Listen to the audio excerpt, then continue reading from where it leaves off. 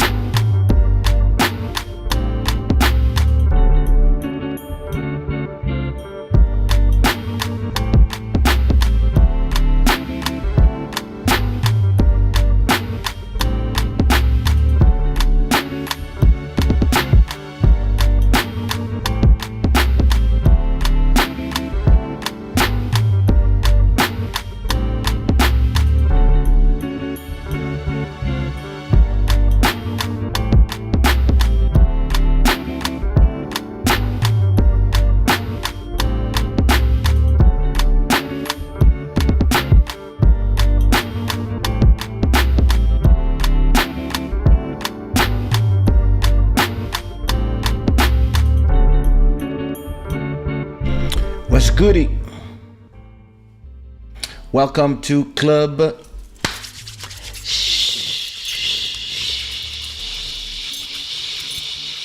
Shada. Welcome to Club Shada episode 191. It's starting to be a job. I hope everybody's good. I hope everybody is in the best spirits. I hope you had a great weekend. I had a great Sunday. Just slept all day. That's all I did. But my holiday's finished. My album has been out for a month, so it means I'm going back to work. Going back to work mean recording new tracks, painting new artworks and selling them as NFTs, and going back to the hood of things. So I want to say hi to all the new subscribers to this channel. Thank you to be part of the Shada gang. Marcelin, Miguel, Asnduna, Drizzy G, okay, Jose, etc., etc., etc. Welcome. Make yourself at home. And this show is brought to you by shadaware.com, the gods of good fortune. Listen, lots of nice new stuff in Shadaware, so you should go check them out. What else do I want to say? I want to acknowledge the stream royalty of this show for the month of March. This is listen, you have 1 month if you wanna beat her. Sirène des Îles with $47 for the month of March. Thank you so much. And also to all the sponsors, everybody who has been donating to this show.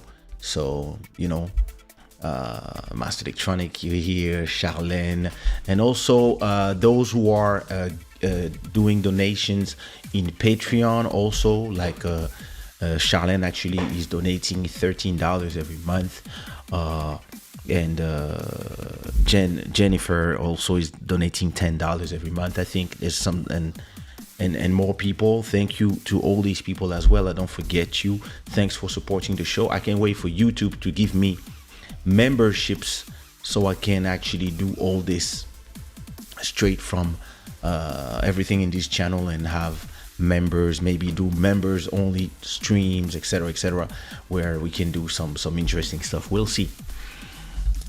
I just came out of the shower. You know how we do. So how's everybody doing? What time it is, where you are watching from, and yeah, put the flag of where you're watching these from. Master Electronic, what's goody? Welcome. You see, that's the fun thing about Club Shada. When I'm on time, a lot of people are late, but it is what it is. People catch up when they catch up. La Milliardaire, hello. Cliff Pilo, what's goody? I hope you're good. Hello, Julie. Thank you. You've been doing me a lot of compliments lately. It seems like you're in a good vibe, huh?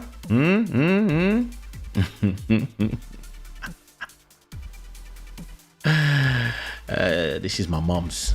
This is my mom's DNA. I'm just carrying it through. You know what it is. Yeah. So yeah, listen. Everybody that's watching now, everybody forgot to put their likes. Listen, there's 26 people. 1 like. So I'm gonna wait for all these likes to come in. I'm gonna count. Go ahead. Remove the chat. Click like and come back. I'm waiting.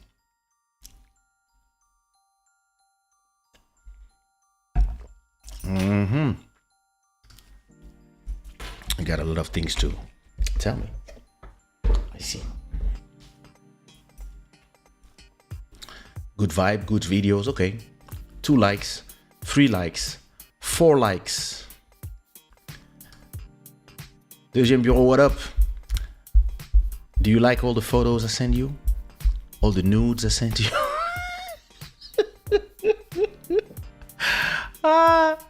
Yo, 5 likes, 6 missing. Still waiting for the rest. There's somebody who put a dislike. F you. But everybody else, I'm still missing. Yo, there's a lot of people coming in. I'm waiting for all these likes. I'm waiting.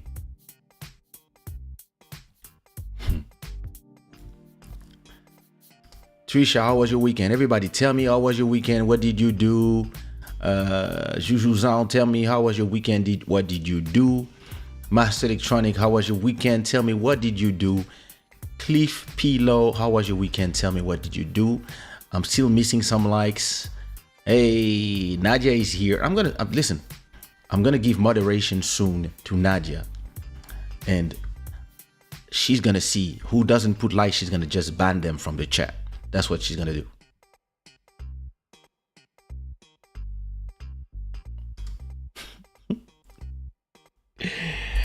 I'm still missing 3 likes. I'm starting at 10 likes. There's 2 missing. So you know, if you didn't put a like, it's you. You are the one. I was about to say impeding, but I think this is Portuguese mixed with English.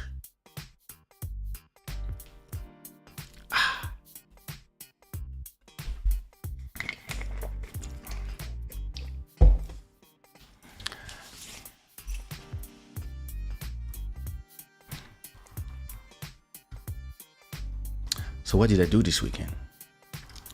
Cliff Flow ran into streaming weekend. So you mean you were just there streaming? You were streaming or you were watching streams? That's what that's what I'm interested in knowing. Were you streaming or you were watching a lot of streams? Me, I actually watched a lot of streams, and you know, it's funny because Dahlia MTV has a show on Saturdays, and I think it's in the morning in Canada. But for me, it's at 6 p.m. So usually I miss the show or arrive late. This time I was in front of my TV Saturday because I did nothing the whole weekend. Just watch videos of whatever's going on in the world, information. I was watching Russian information, Chinese information, French information, American information, propaganda from all sides. And I was just trying to find people who were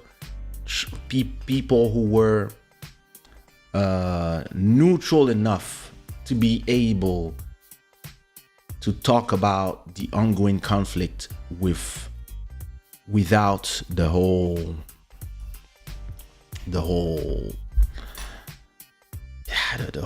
craziness and the whole emotional heaviness that everybody's putting on everything these days. Everything has to be, but I'm going to talk about this.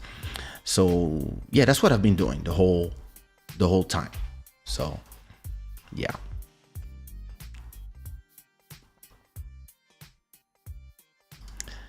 My weekend was good and sunny. I'm in the mood to create content. I have so many ideas. Nice. Just bought a new dress. You're not ready. Hey. Well, I'm ready.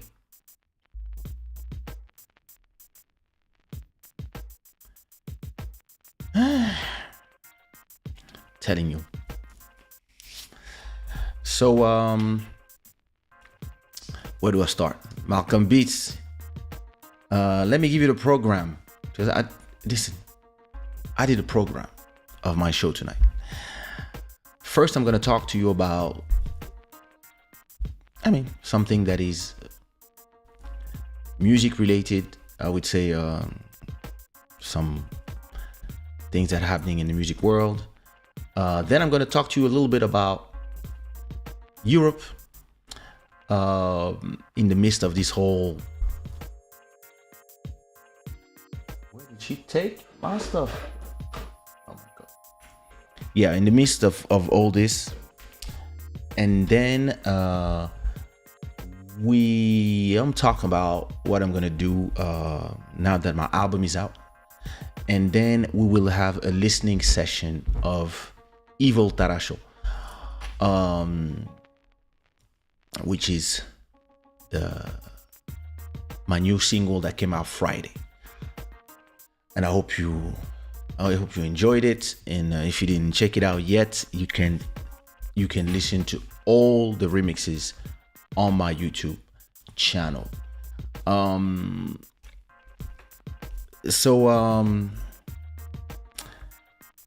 Yeah, let me tell you about what I did this weekend, actually. Even before the weekend, Friday. So 3 weeks ago, I received, so to explain to you,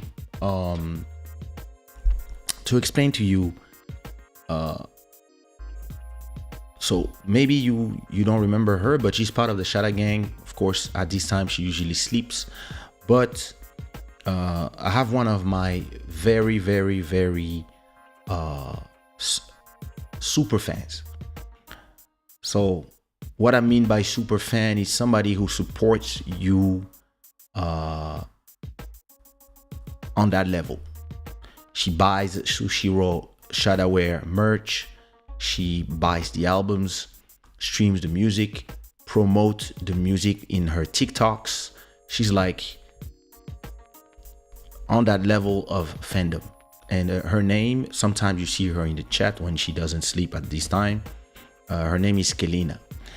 And so Kelina, what up, Luis? Kelina is celebrating her birthday today, actually. Happy birthday, Kelina. Today is her birthday. Everybody put me some cakes in the chat for Kelina. And her husband sent me a message 3 weeks ago. She told me, hey, I'm taking my wife to, so you have to understand the level of fandom.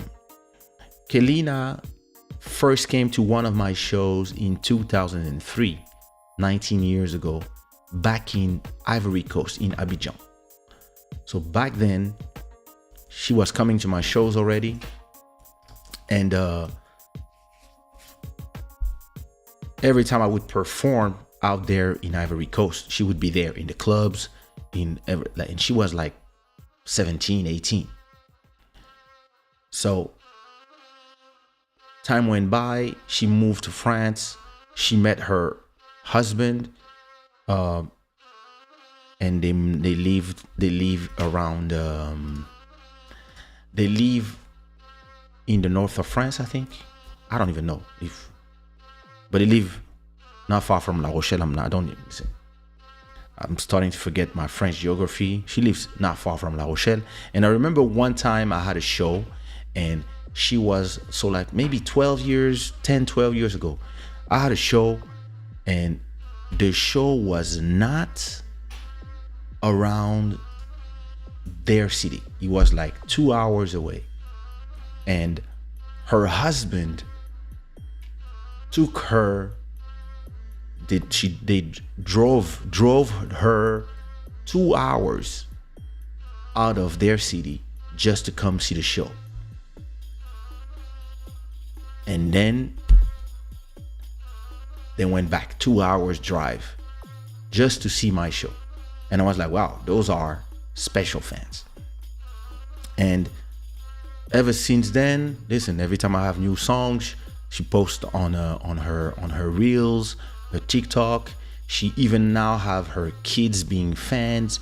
Her kids also play my music on their TikTok. They dance on their reels, Instagram stories, etc. And now that she's also discovering everybody that's around me, so she also plays music from Makita, Lil Maro. She's really like into the universe. So when the husband sent me a message on Instagram 3 weeks ago, telling me that this weekend they would be in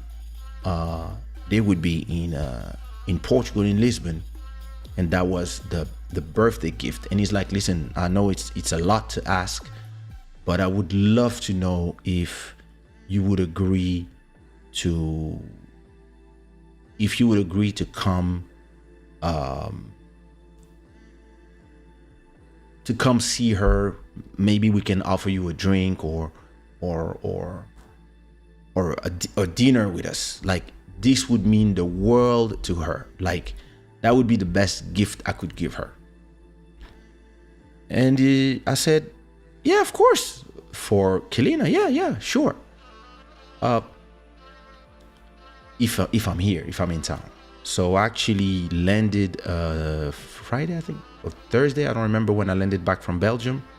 And they arrived the next day. And he told her that in the dinner that they were having, he told her that a colleague of work would come and join them. And that's when I showed up. And that was a great moment, actually. So let me show you. I'm about to surprise one of my biggest fans that came with her husband in Portugal. And we're gonna surprise her at the restaurant.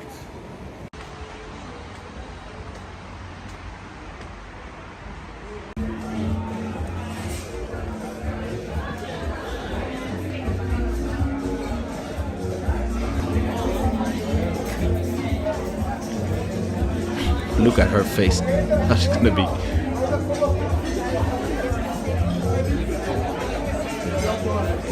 Hello, you.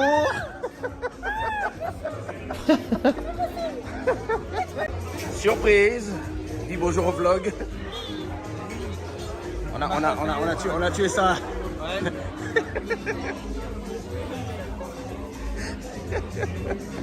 Emotions. Donc, mission accomplie. C'est Kelina. Happy?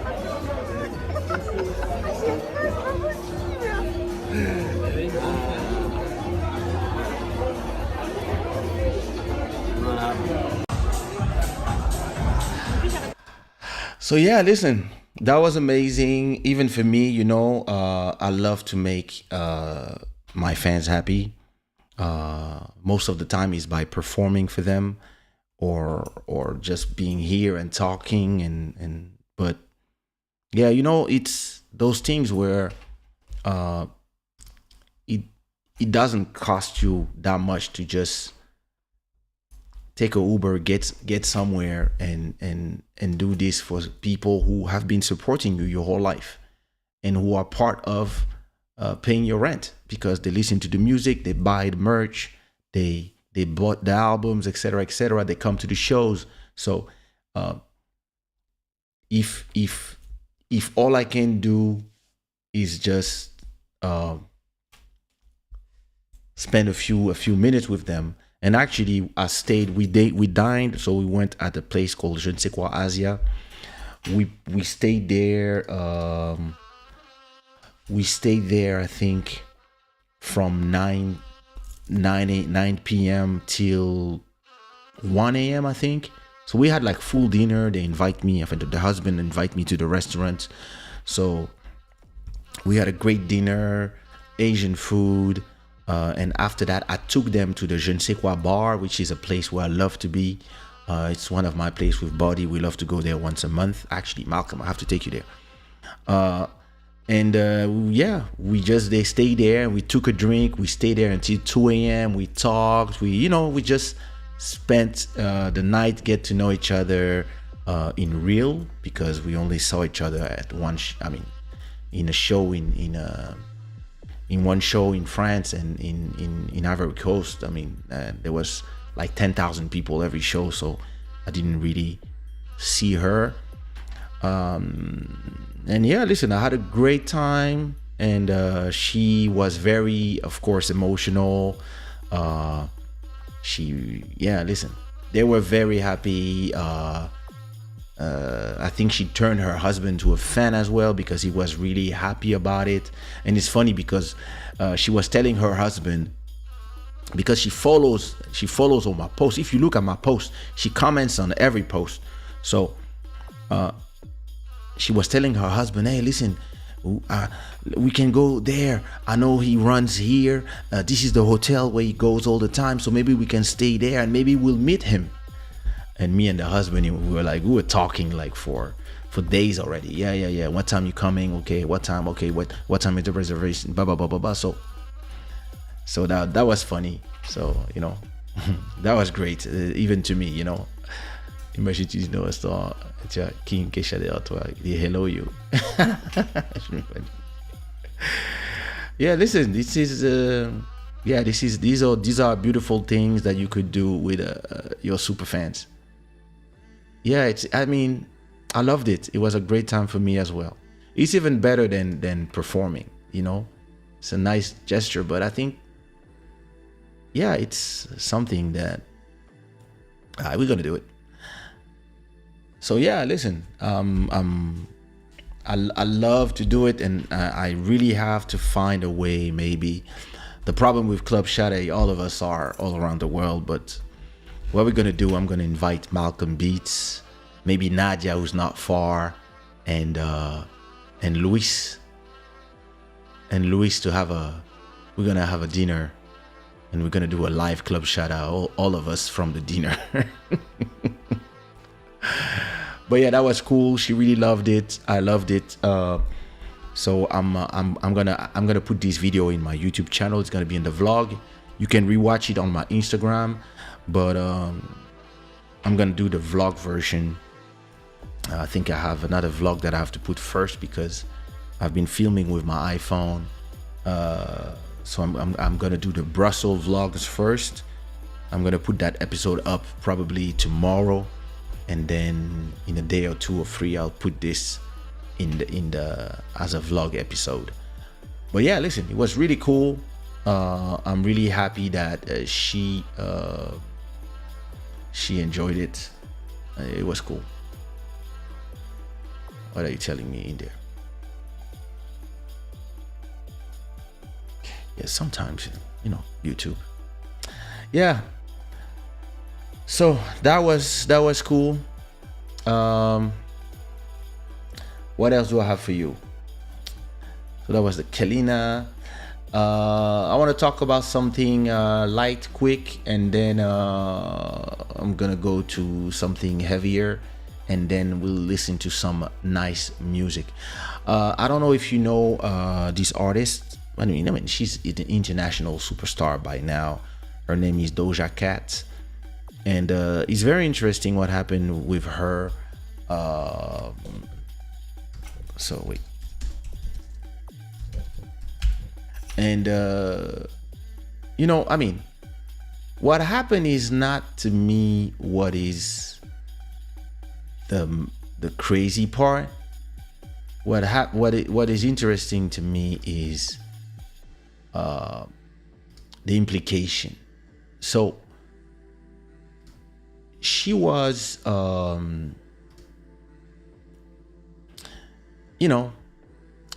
she says she's quitting music. She's being used right now, and then all of a sudden, after she got frustrated by a lot of tweets from fans when she was in Paraguay, and then she was in Brazil. What up, Kendrick? But she was in Paraguay, and she has this hit called "Say So," and then a lot of songs, and she was in Paraguay for a festival where there was a lot of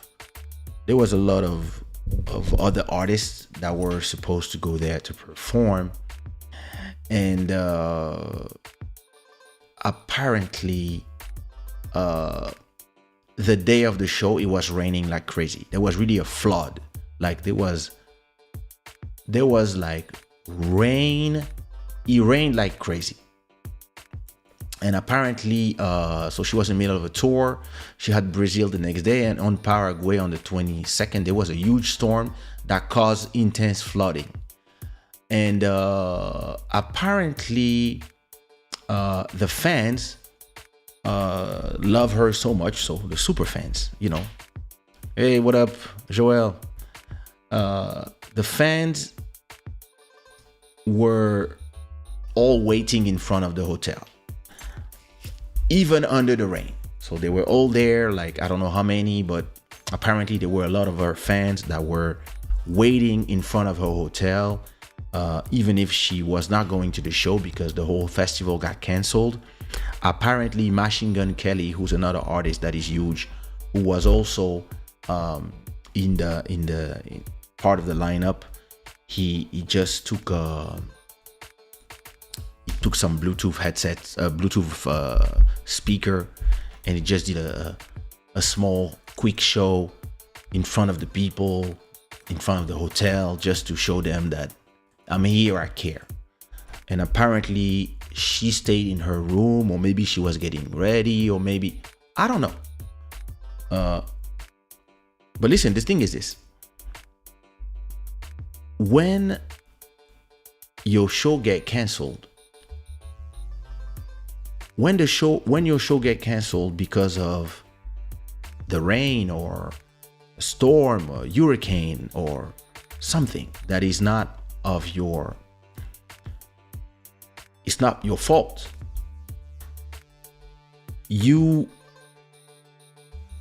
it's up to you to decide what you're going to do. Yeah, you can go downstairs and talk to some of your fans. You can, but you can also stay in your room, and maybe because you're disappointed, or maybe you don't know. And apparently all her fans were waiting outside. So I don't know if I can find, wait, Doja Cat's fans waiting. Wait, let me see if I can find some images of the fans waiting in front of the hotel. I don't know if I can find that.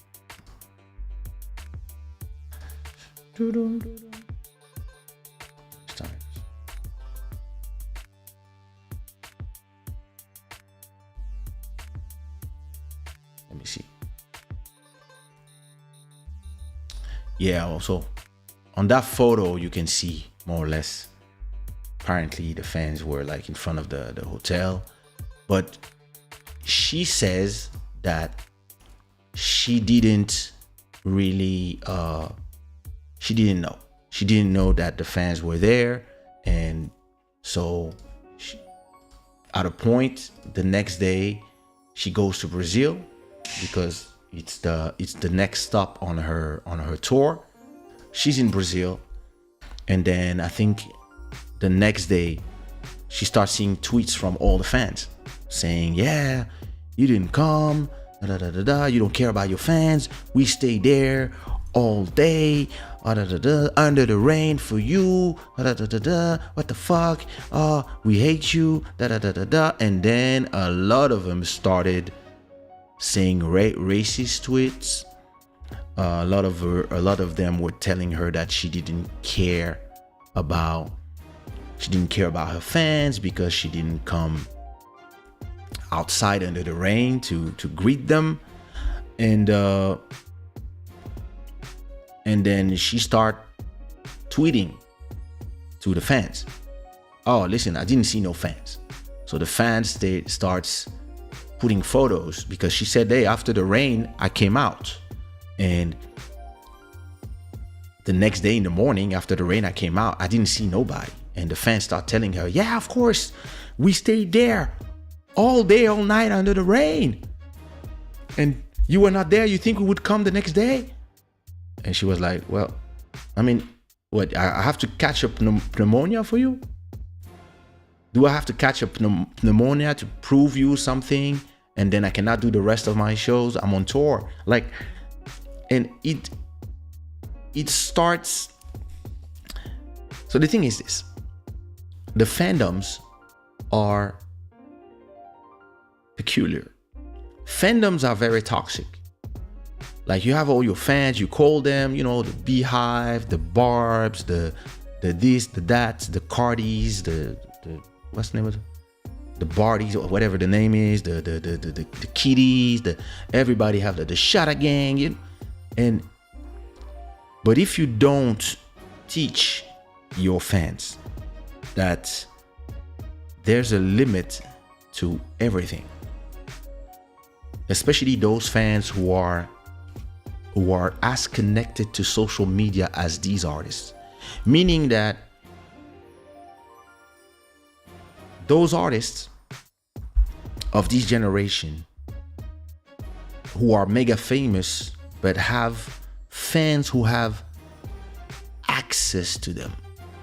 You know, hi Julie. Those, what up, Brunaro? These artists that have social media and all these fans who have access to you, and they start sending you all these messages, and those artists have a real problem because they don't know when to quit. Hello, Dalia. They don't know when to quit. You see what I mean? They don't know when it's time to leave social media and leave your management and those people try to handle the situation. You know, one day I was in Gabon, and I just did 3 shows.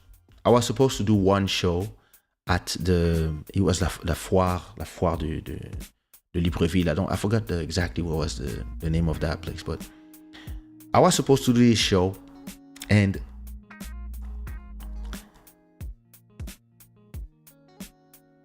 as I'm in my hotel room, what they tell me for my security was, you don't leave the hotel. You listen, there were girls so it was a hotel called Hotel Atlantique. The hotel had 4 elevators, and on every elevators there was groups of girls waiting to try to be in the elevator where I would go. So before I could take the elevator, even just to take the breakfast, I had a security of 4 people. 1 had to be downstairs, 2 had to be downstairs to make sure that nobody was there when I would come down, and 2 others have to go in the elevator first to make sure nobody was in the elevator, or to make people leave the elevator so I could go. And we would take a service elevator, you know. We would have to take a service. What up, Pizzo? We would have to take the service elevator to not meet the fans. And so it was me, my dancers, all guys. Of course, my dancer was like, yo, meet. Can we go to the elevator, get some girls? I was like, yeah, you guys, you do what you want. But me, I had clear assignment from my manager. She was like, hey, you stay in your room until I call you to tell you that security is in front of your door and you can go here. We have to go to do an interview, or we have to go eat or something. The rest of the time, you stay in your room. So at a point, I'm here and I'm bored in my room. And you know, I just invent some problem. I'm like, I want some Cerelac. I just want to eat some Cerelac. And I call my dancers. I'm like, yo, come to my bedroom. So the 3 of them come to my room, and I'm like, yo guys, I want some Cerelac. And they're like, yeah, but so what you want to do? I said, hey, listen, let's sneak out, check if my security is there. And if they're not, let's sneak out. We just take the elevator quick. On the other side of the street, there's a small supermarket. We just go there. We grab some Cerelac and some milk, and we go back to the hotel so I can eat my Cerelac. So because we were all bored, because it was like, I think it was 3 p.m. and we had nothing to do until 9 p.m. The guys follow me on my stupid shit. And what happened? We crossed the street. We in the store buying the Cerelac. And then 1 fan saw me. And that 1 fan turned into 500 people. in 5 minutes, there was 500 people in front of the store. And then my dancer's like, okay, we have a problem. And this is like 2001, 2002. So we don't have cell phones to call the manager and tell, and not only we don't have cell phones in France, but we don't have cell phones, or maybe we had cell phones in France, but our phones didn't work in Gabon, in Libreville. So all we can do is ask the girl at the store, do you have like an exit? Because I'm a little famous and you see all these people, and there was 500 people, but they were very silent. They were super silent, but you could feel the excitation. Everybody was like, oh yes, that's him, yes. And he was about to explode. And listen, at that time, it's not like today. Today I go to the shopping, people will recognize me, people gonna be like, oh Kaysha, like this. Now it's respect. At that time, I'm in my 20s, and all these fans, they are between 15 and 20 something. And when I would go in Africa, it was hysteria at that time. And sometimes in show, I would come back with my arms with blood, because people would scratch. They would try to take something out of me. So 500 people would be super dangerous. So the woman tells us, yes, I have an outside exit that goes straight to the street, but you're gonna have to run. So one of my dancers is like, okay, listen, I'm gonna open the door. You're gonna go and you run. You cross the street right as soon as the light is red on the avenue. You just run to the hotel. One of the dancers go to the other side to the hotel just to tell the security that I've been out and they didn't see, and they have to make sure that once I arrive at the hotel, nobody can go after me. Listen, the way we run, and we had 500 people behind us, and yeah, we know it's fans, but actually this can be dangerous. And listen, we start running. We arrive at the hotel. Security was like, what the fuck are you doing? Take me to the elevator. Boom, go up. And after that, not only the security, listen, they got like scolded, but after that, they would stay. Two people would stay in front of my room, and another 4 would stay down there. And even me and the dancers, we realized, oh, listen, that fame is on a level that we didn't even fathom. Like, you don't really realize that you are famous when you are famous. You didn't realize that you are important. You see what I mean? Like, you go to a dinner with one of your big fans, and for you it's just, listen, I'm just going to dinner with somebody who likes my music. But for that person, it might be one of the best day of their life. When for you, listen, it's a great day. I mean, hey, it's good karma to make somebody happy. For you, you don't see yourself. I mean, some people see themselves as famous, but when you're like me, you don't really realize fame that much. So it makes you not really realize like how people are getting the fact that they're seeing you. And imagine, we're in Africa. What up, Ellis? So now imagine on a level where those people are in the US. And that girl, she started receiving all these tweets from all these people. And the problem of the fans is like, they are so obsessed with you sometimes that when they're angry with you, where they're gonna go and how they're gonna insult you and how they're gonna start treating you, when they're angry is at the same level as how much they love you. Like, and those people, like, there's a lot of crazy people out there as well. And you know, back in the days, all these 500 people that run after me, back in the days, those people didn't have Twitter, didn't have MySpace, didn't have nothing. So they saw you, they run after you. They didn't have phones to take photos with you, so they would need to have you know, those photographs that take photos. But the fact that I run, nobody could like do a photo with me or something, and I just went to the room. And after that, there were a lot of people that stayed under the hotel at the reception and at the hotel entrance. There was a lot of people there, and they stayed there all day. And then security told them, listen, after the show tonight, you guys can do the photos and etc. But today, right now, it's not possible. But it was not possible for them to go and tweet, we saw you when you run away from us, you bastard, whatever. Like at that time, it was not possible.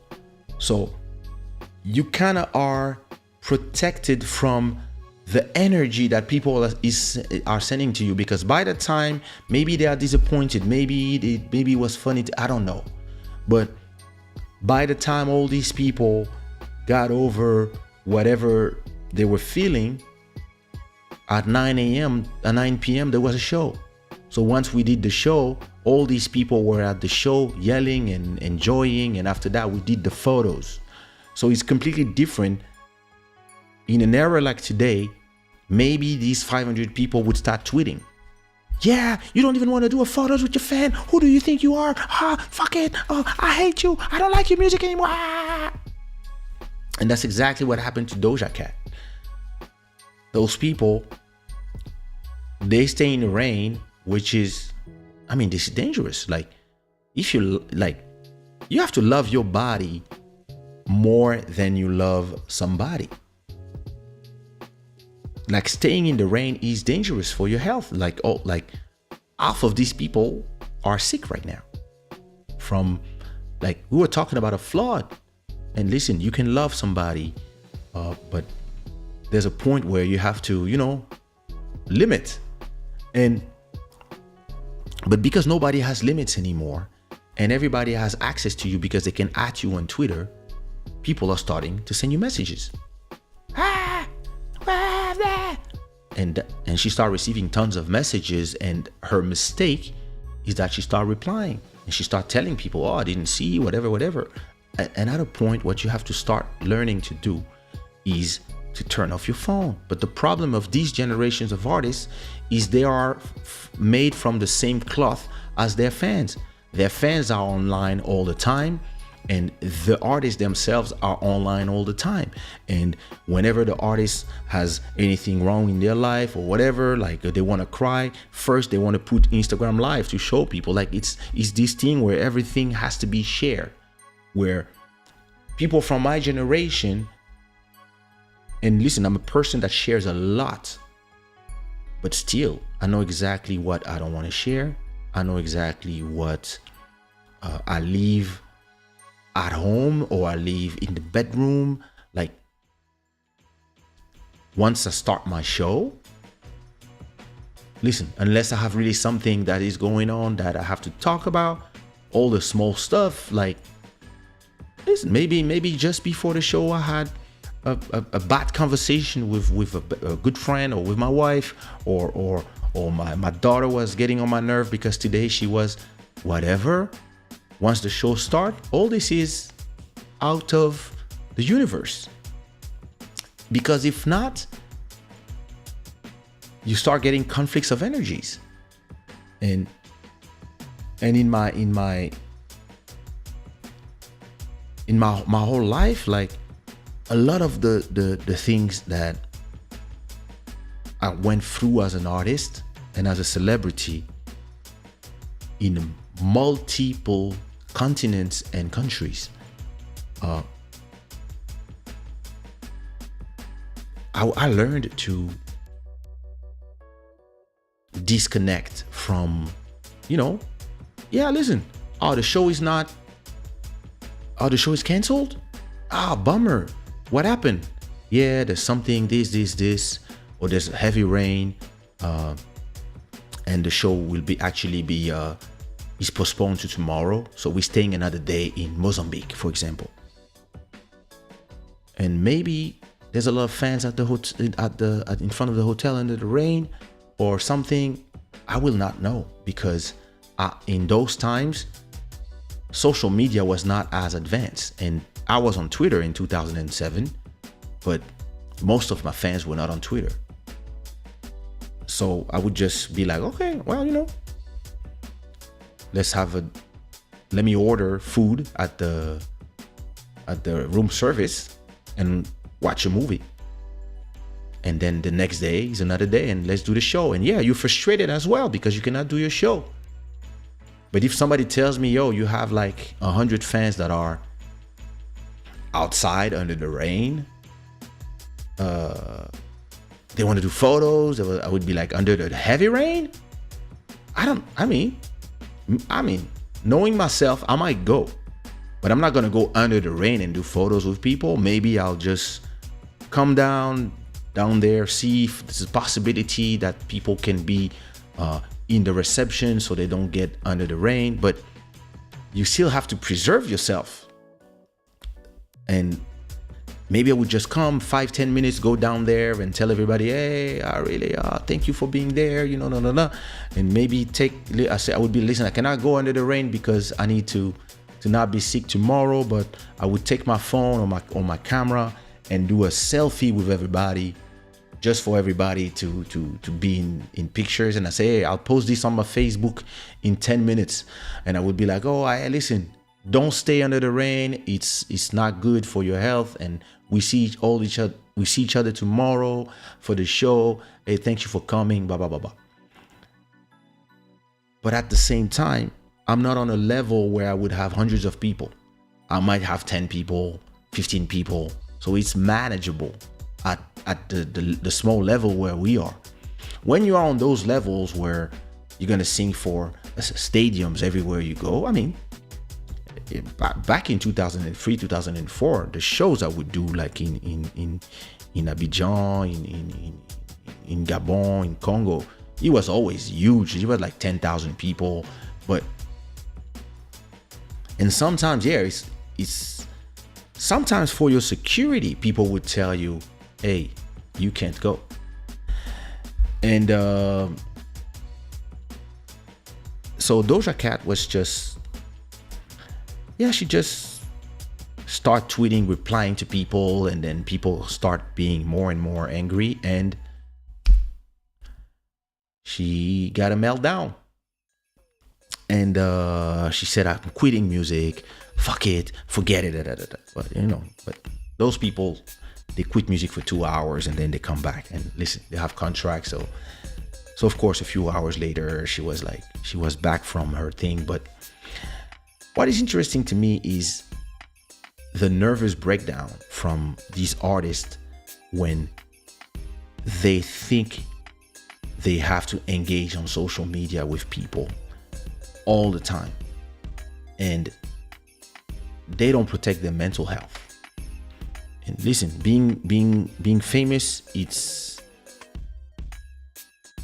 a lot of work, and it takes a toll on you, on your mental health, on your body. Like doing shows, like sometimes like doing 10 shows in a row.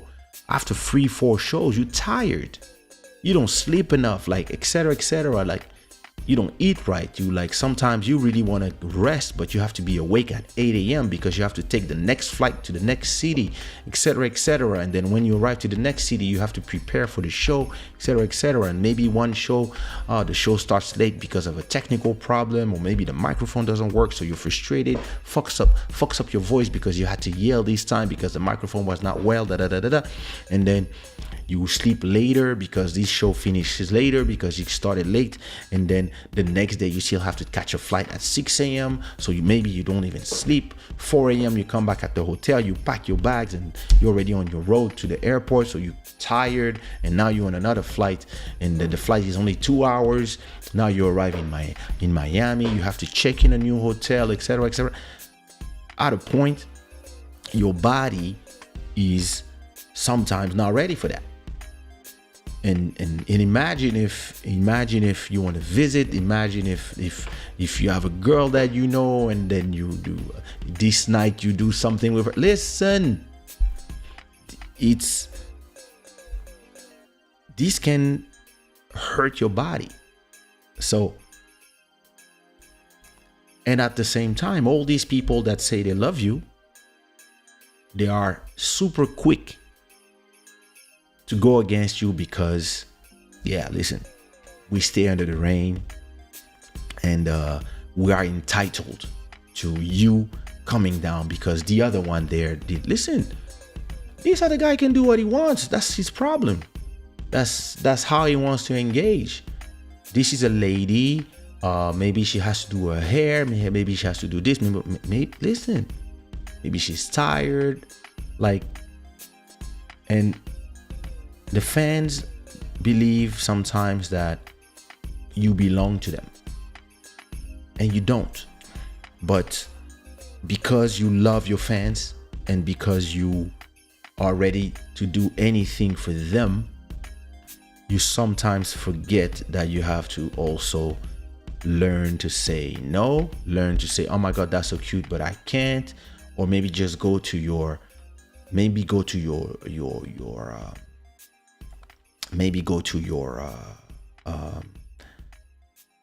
window and wave or something, or maybe go on your live and send a message and be, oh, listen, I have all my fans in Paraguay. I know you're outside, but it's raining. I don't want to get sick. But oh my God, you guys are so cute. Something. But once you start giving, it start not being enough. You see what I mean? And I've always been afraid that when you do something for somebody, then everybody believe that now you owe everybody the same thing. This is a reason why, for example, I don't send birthday videos, because a lot of people will tell you, oh, can you do a video for my girlfriend? Can you do a video for my boyfriend? Oh, it's my birthday. Can you do a video for me? And I don't do videos because of that, because I realize that once you do something for one person, it's hard to say no to the next person. So yeah, I know she's gonna return to the music, and listen, prayers for her. I hope that she's gonna feel better. I remember that one day, I don't know if you remember Trisha, when I was in Canada 10 or 12 years ago. I don't know if you remember when we had that show that was canceled, and you guys were, I think it was in Montreal, and so it was not my fault that the show was canceled, but I was talking to my fans online, saying I'm at the hotel.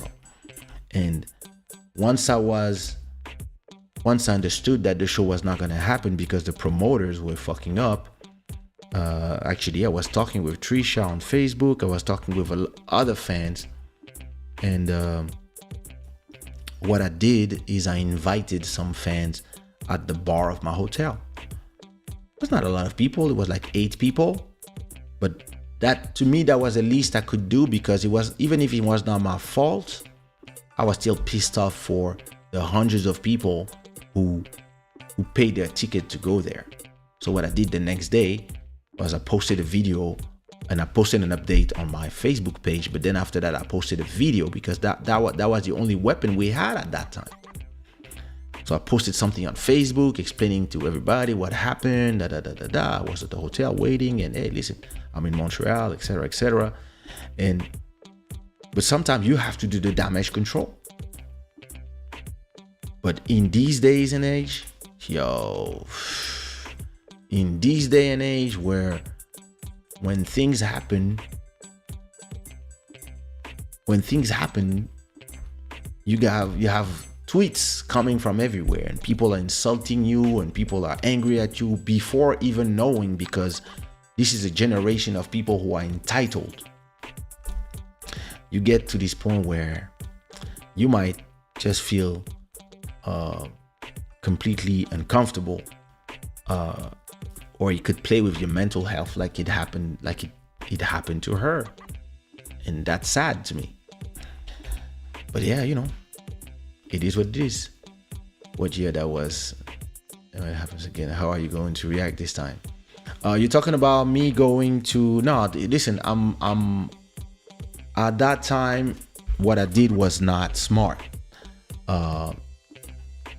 If this happened today, I would react completely differently, because if I was in a place where I know my fans are, I would not even be walking around today. If I go in somewhere and I have a show in one of those cities, Angola, Mozambique, all this, somewhere in Africa, usually I wouldn't go first. If I was craving Cerelac, I would send the bodyguard to get it. Today, that's what I would do, or I would ask the hotel concierge to find me some. At that time, I was just young and crazy. Preserving the power to choose when you are at work and not. But when you see a fan, it's like you're still working sometimes. Yes. Sometimes, I remember one time I was here at the shopping center not far from my house, Vasco da Gama. And I'm with my wife, and we're going to the movies. And our movie is in 10 minutes, and we still have to buy the popcorns and etc. And there's a family. The mother and 2 or 3 kids and the auntie. And everybody's like, oh, Kaysha! So, my wife steps on the side, and she's like waiting, because she knows that we're gonna go to the movies, but she understands that, me and my fans. So, the girl's like, oh, can I do a photo, please? Can I do a photo? I was like, yeah, of course. I'm going to the movies, so let's do it quick. I'll take a picture with the girl, takes the photo. Back in the days, when they take the photo, they took the photo, they're out. And they will see when they develop the photo how it looks. But now, first they take the photo. Secondly, they want to check the photo to see if they look good. And they're like, oh my God, this is my wrong side. Can we take another one? Okay, let's take another one. So we take another one. And then the sister is like, can I take a photo too? I say, yeah, of course. So the sister takes a photo. And of course, I say, let's take 2. So just in case. So we take 2 photos. And then the auntie tells one of the smaller kid, oh, listen, he's very famous. And the kid says, I don't know him. And the auntie says, go take a photo. And the kid says, I don't want to. And me, I'm like, he doesn't want to. Like, this is not his generation. That's a baby, But the auntie's, no, you have to take a photo. He's famous. Take a photo. And okay, so I take a photo with the kid. The kid doesn't want to take the photo, but listen, take a photo, quick, okay, done.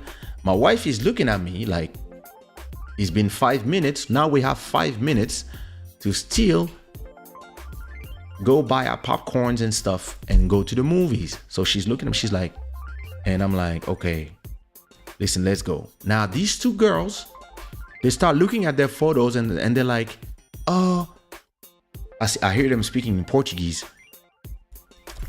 Minha cara, não gosto da minha cara. I don't like my face in that photo. Can we take more? Can we take another photo? Can we take the 2 of us together with you? And I'm like, girls, listen, I'm so sorry. I really have to go. My wife is waiting for me, and the movie is gonna start. And the mother or the auntie, I don't know, that adult woman that was with them says, of course she's gonna take a photo with you. That's his job. And then she's ready. She's ready, and she's like, and I look at her and I said, I'm not working tonight. And I took my wife and we went to a movie, because now she crossed the limit. And you have to never let people cross the limit. Sometimes people cross the limit in an arrogant way. Sometimes people cross the limit in a non-arrogant way, but they still cross the limit even if it was not something that they were trying to do. Sometimes people just abuse what you do, because you give them the hand, they want the whole body. And you have to, like, for example, when I'm with my kids, I don't take photos. I don't care if you come from Siberia and it's the only time you will see me in your life when I'm with my kids. I mean, my son is now 19, so it's okay now. But when he was a kid and we would be in Brussels, when I walk with him, I meet fans, I'm like, sorry, I'm with my kids. And when I'm with my daughter now and somebody wants to take a photo, I'm like, no, I'm sorry. I'm holding my daughter's hand. I don't take photos. And I'm protecting my space. And most people, they understand. And some people, they're angry. And I don't give a fuck, because my daughter is more important than whatever you feel. But some people, because they don't set these limits in their head, and they're scared to lose one fan, they're gonna say yes to everything all the time, and then they end up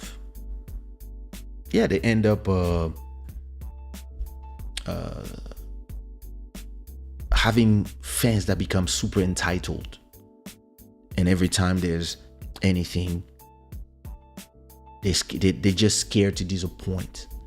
And it's even worse for these artists, these American celebrities, because they're on Twitter all the time themselves. Listen, I'm not on Twitter all the time. I'm not on Instagram all the time. I go there to post, then I'm out. Sometimes I'm gonna go check some stuff, watch a few things, but I'm not gonna spend that much time on those platforms. And if you let people start becoming entitled and believe that they own you, or you are famous because of us, you are this, listen, thank you, and this is why I do shows. And when you pay for the show, you get a great show. But when you see me on the street, I actually don't have to. I'm doing it as a courtesy. Usually when I'm on a show and I'm done performing, even if there's 1,000 people wanting to do photos, I'm gonna do all 1,000 photos, because I'm working. If I have to start doing the photos at 4 a.m. and it finishes at 6 a.m., there's no problem. Just gonna be there. Hi, how you doing? That, set up the security so that the flow of people goes faster and people don't. But some people, they do the photo and then they want to tell you their life. Listen, other people are waiting. You have at a point to keep it moving because it's work. Now, if you have only 10 people, it's a smaller club, maybe let's say only 20 people doing photos, then it's different. You can take your time with everybody, but you have to learn, you have to understand that there's a time limit, etc. But when you're in the street, then listen, if my wife tells me, hey, can you go get me some fruits because I want to do a fruit salad for you or for your daughter, etc., etc. Go at the shop and I'm like in pajamas and I just woke up and I look like shit, and I meet somebody who's like, oh, I love your music, and I do a photo, I will say no, because look how I look. No, I don't care. I care. But those is rules that you have to set to yourself so that you don't end up burning your mental health.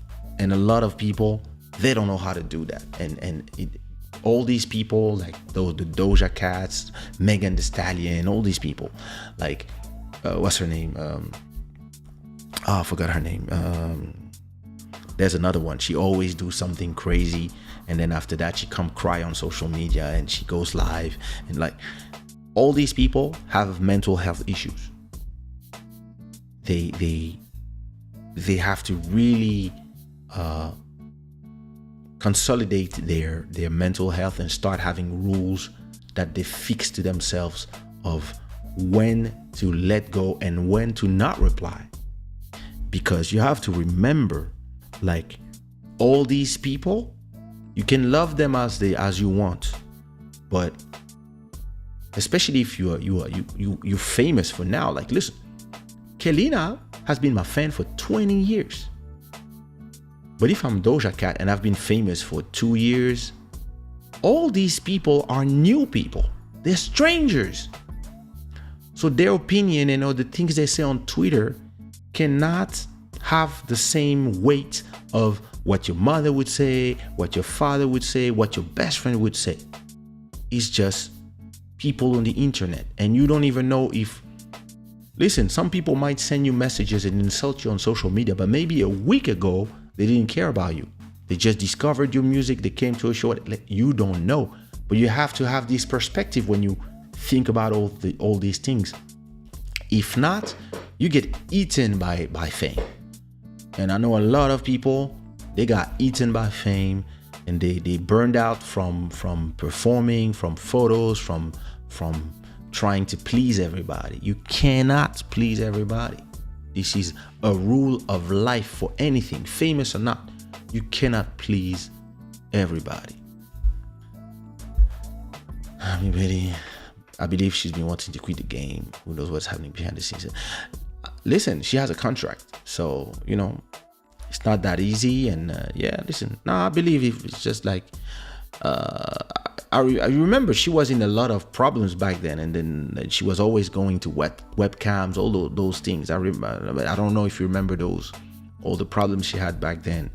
I just believe that a lot of these celebrities in the US, from Kanye West to everybody, I believe they all have mental health issues because of the whole game and how it is, and how people are in an extremism in everything. Yeah, I'm telling you, that was in front of the movies at Vasco. Crazy. People telling you, listen, and that's, we have to do the listening session, but it's interesting to me that I'm feeling the same thing. I'm feeling the same thing about, the stream royalty is here. Siran Desil, thank you so much for 10 Canadian dollars. Thank you so much for supporting the show. You are still a stream royalty with $55. Vraiment, Master Electronic, you used to be the stream royalty, you used to be the donation, the donator. Now, ça a changé, but yeah. And you see, this mental craziness and this entitlement, I also feel it when I think about the Ukraine situation. I believe that even with Russians being the aggressors, the Europeans' reaction feels like tweets to me. It feels like they all just went crazy and they just decided, let's just sanction them to oblivion and let's cut them from the world. And they don't realize that this might, they're shooting themselves in the foot, I believe. Because at a point, they're going to need the gas from Russia. They're going to need the wheat from Russia. They're going to need a lot of things. And you cannot just say in an emotional way, you were inviting a country, so we're doing this. Because you've been inviting countries as well, and nobody cut you from the world. And I believe that what they're doing with the dollar, telling the Russians, like, the billions of dollars that you owe, that is yours, because it's dollars, you don't have access to them anymore. This sets a dangerous precedent in the world where a lot of countries are now saying that the US can do what they want because they are the owners of the dollars. When actually, when you have money in your bank account, it's your money. Imagine a world where you have your money, you have your boat, you have your house, and because of actions from your country, one country comes and says, oh, listen, it's Russophobia now. Let's take your boat, let's take your house. Oh, and your dollars are blocked. We seize your dollars, we freeze them. Now, if you are China, imagine, if you are China and you own 400 trillions of dollars from the debt from the US, you're saying to yourself, wait a minute, so these guys can't wake up and just freeze my money? It's my money, it's my dollars. And the problem is, the Europeans are so, they are the puppets of the Americans. It's sad. And they are so blind. They're blind to what is going on, that the Americans are saying, oh, don't worry, we'll send you our gas and you'll pay us. Or Germany, you want more weapons? Yeah, we'll sell them to you.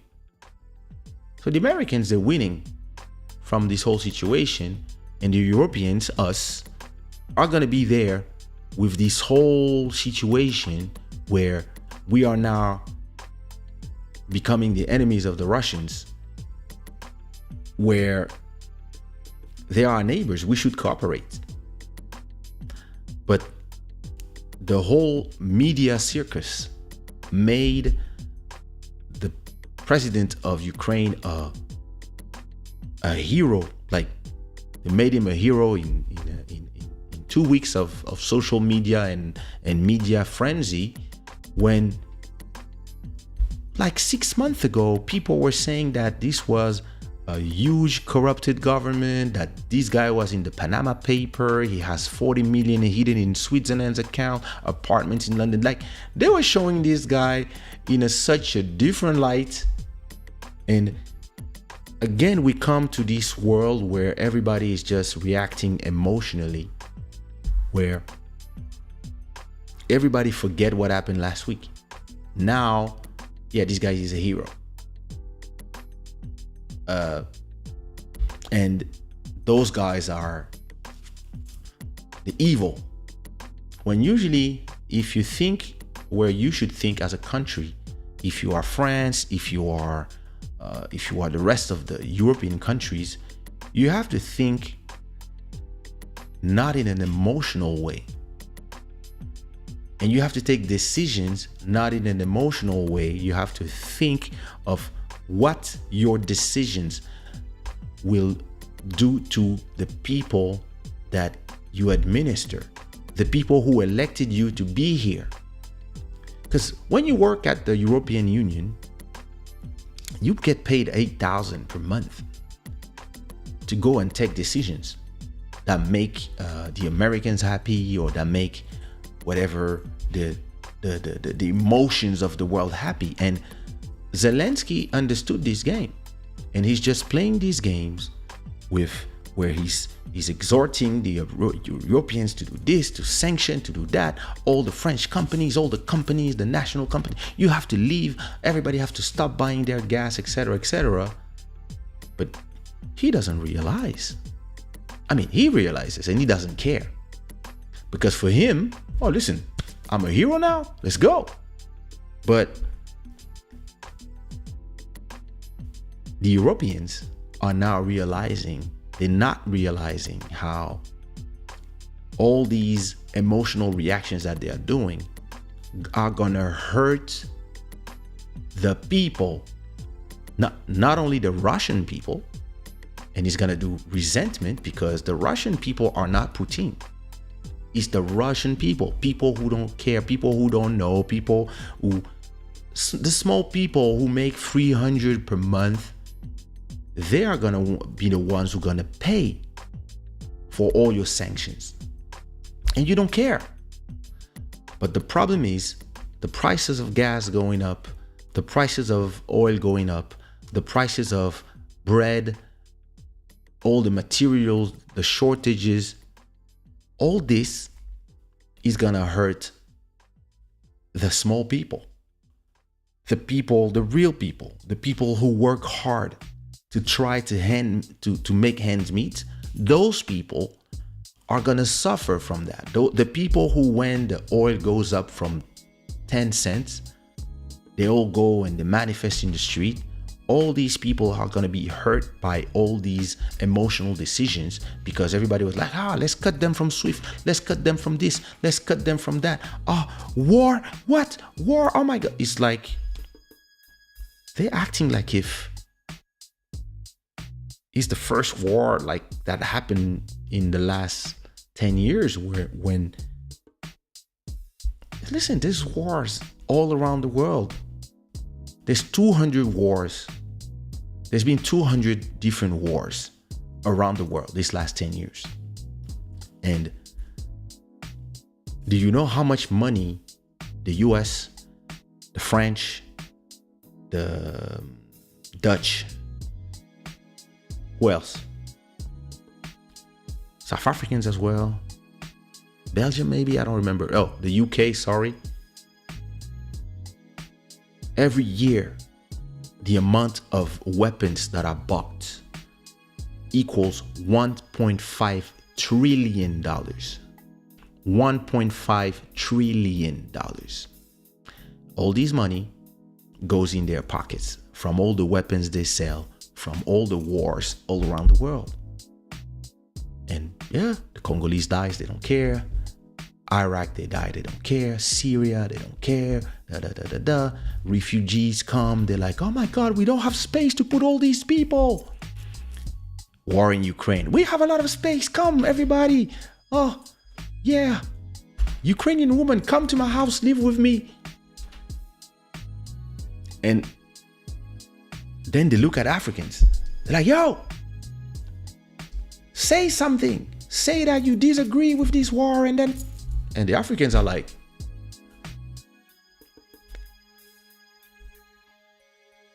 and we got 10 million people died in Congo the last 10 years with the weapons that you guys are selling so that you guys can take all our coltan, all our manganese, all our material. Same thing for Saudi Arabia, Yemen, all these places. And now because there's a war in Europe, all you guys are going crazy. And you want us, who have been the victims of all your geopolitics, to say something. And a lot of people in Africa are like, well, I'm not gonna say nothing. But imagine now that the US is calling China, telling China, hey, you have to not help the Russians. And now they go to Iran. Like, oh yeah, listen, we're gonna buy you your oil in dollars. We're gonna remove sanctions and give you dollars. And they go to Saudi Arabia. They go to Venezuela, that they were calling all these people evil people 3 months ago. And now they're like, no, you guys are good guys. Come get some dollars and give us some oil because we don't want to buy oil in Russia. And all these people are like, yeah, but if I take your dollars and you disagree with me in 6 months, you might make my dollars disappear, just like you did with Russia. You can just decide that, no, these dollars, they blocked.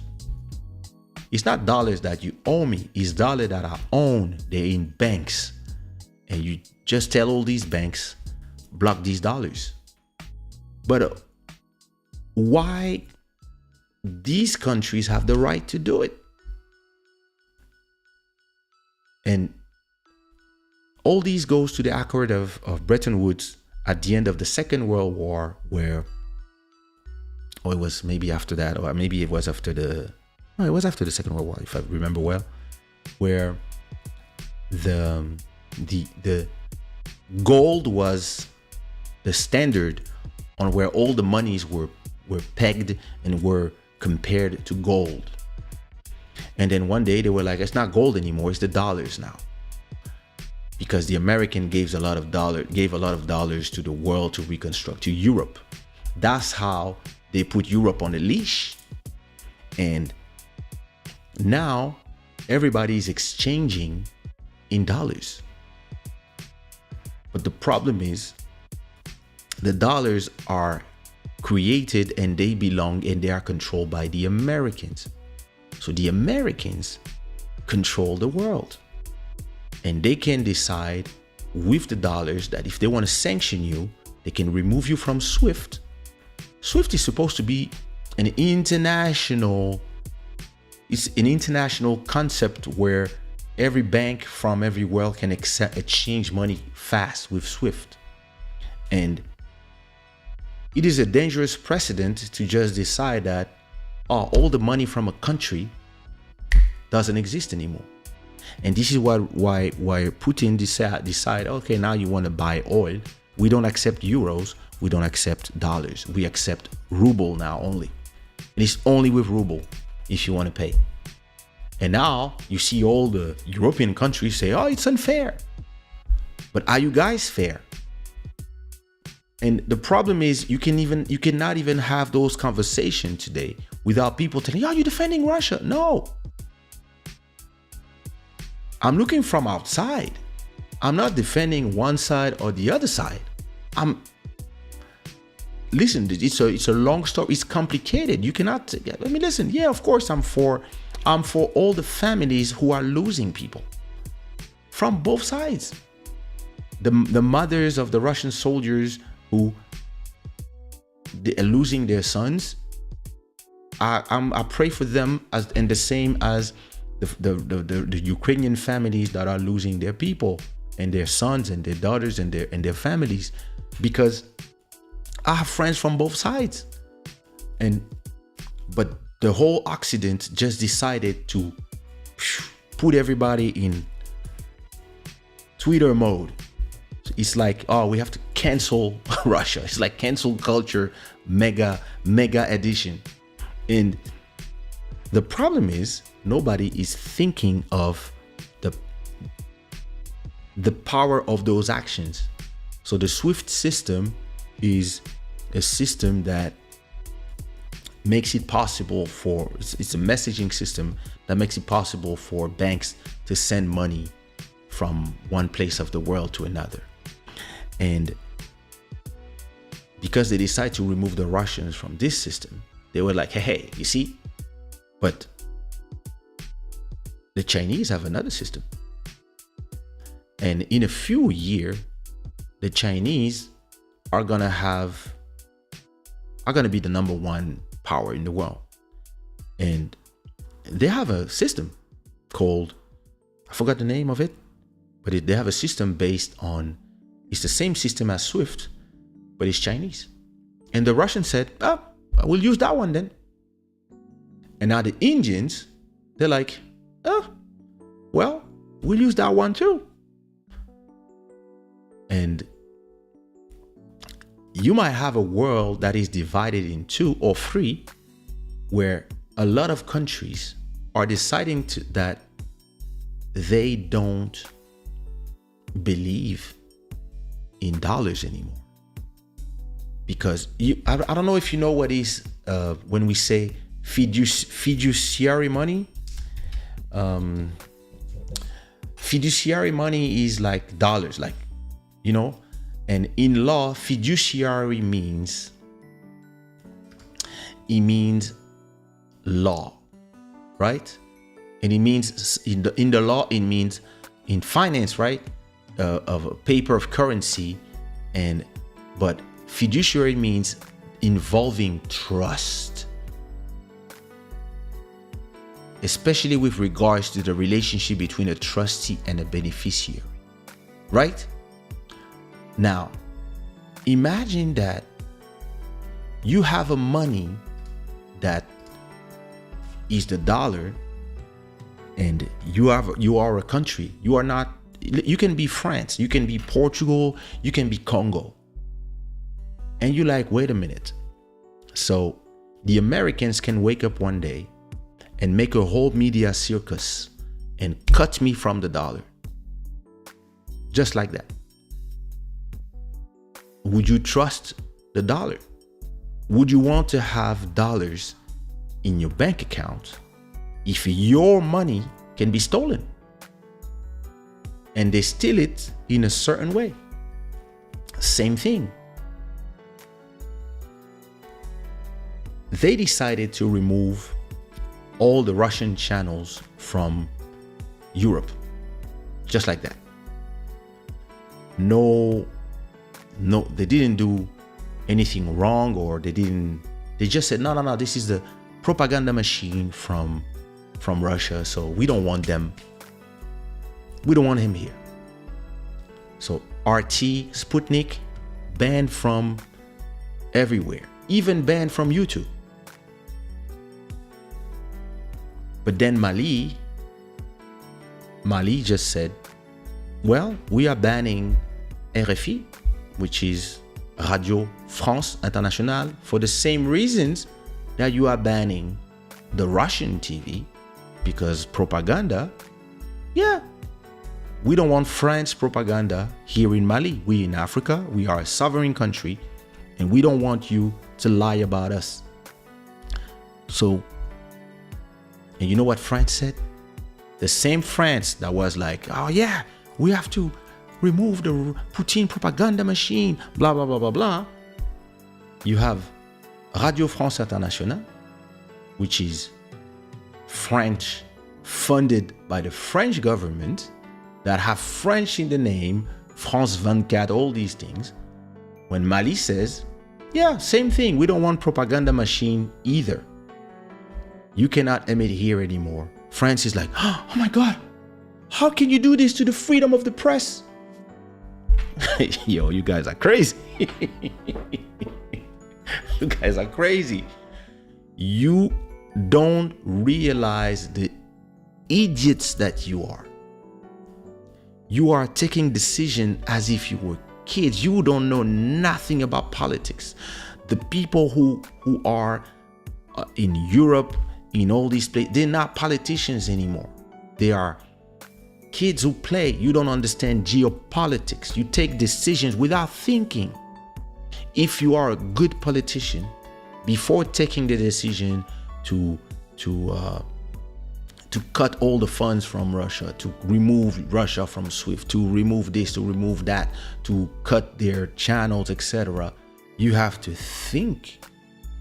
You have to think for a second. Wait a minute. If we do this, what will this create? You have to think about all this. And you have to think of the sentiment that you are giving to the rest of the world. Now, you guys are acting like dictators as well. You call people despotic, but you take these decisions without any laws, any judge, like nothing. You just arbitrarily say, hey, because these guys invaded one country, we do this. And no more Russians, this band that was supposed to, these orchestra that was supposed to play, yeah, no. This football that was, no, not anymore. Listen, even when there was the Olympic Games under the Nazi regime, the whole world in the US went in Germany to play in the Olympic Games because it was a symbol of the whole world coming together through sport. And now, because we are in cancel culture, the world of cancel culture, you cannot even play football if you're Russian. That shit is crazy. There was this Russian store in there was in this Russian person who's been living in Belgium for a long time, and he was trying to open a Russian supermarket, small Russian supermarket with Russian goods in Brussels. And they just told him, no, you can't. But why? Because you're Russian. I'm not a friend of Putin. I actually run away from Russia, and what's wrong with you niggas? No, you're Russian. No Russian store. Yo, you guys are crazy. You guys are crazy. Like right now it looks like, and so you have one president. So the president of Zelensky of Ukraine comes and says, so I was watching it, like he comes and says, yeah, all these companies, all the French companies, and he cites companies, you have to leave Russia. I order you to leave Russia. And you have all these people in the parliament who are like, yeah, bravo, amazing. And me, I'm like, but who do you think yo, what's wrong with all these people? What did they drink?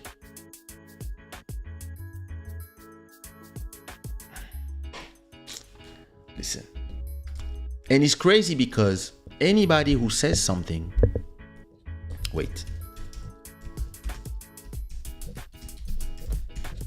anybody who says something, right, will be treated as how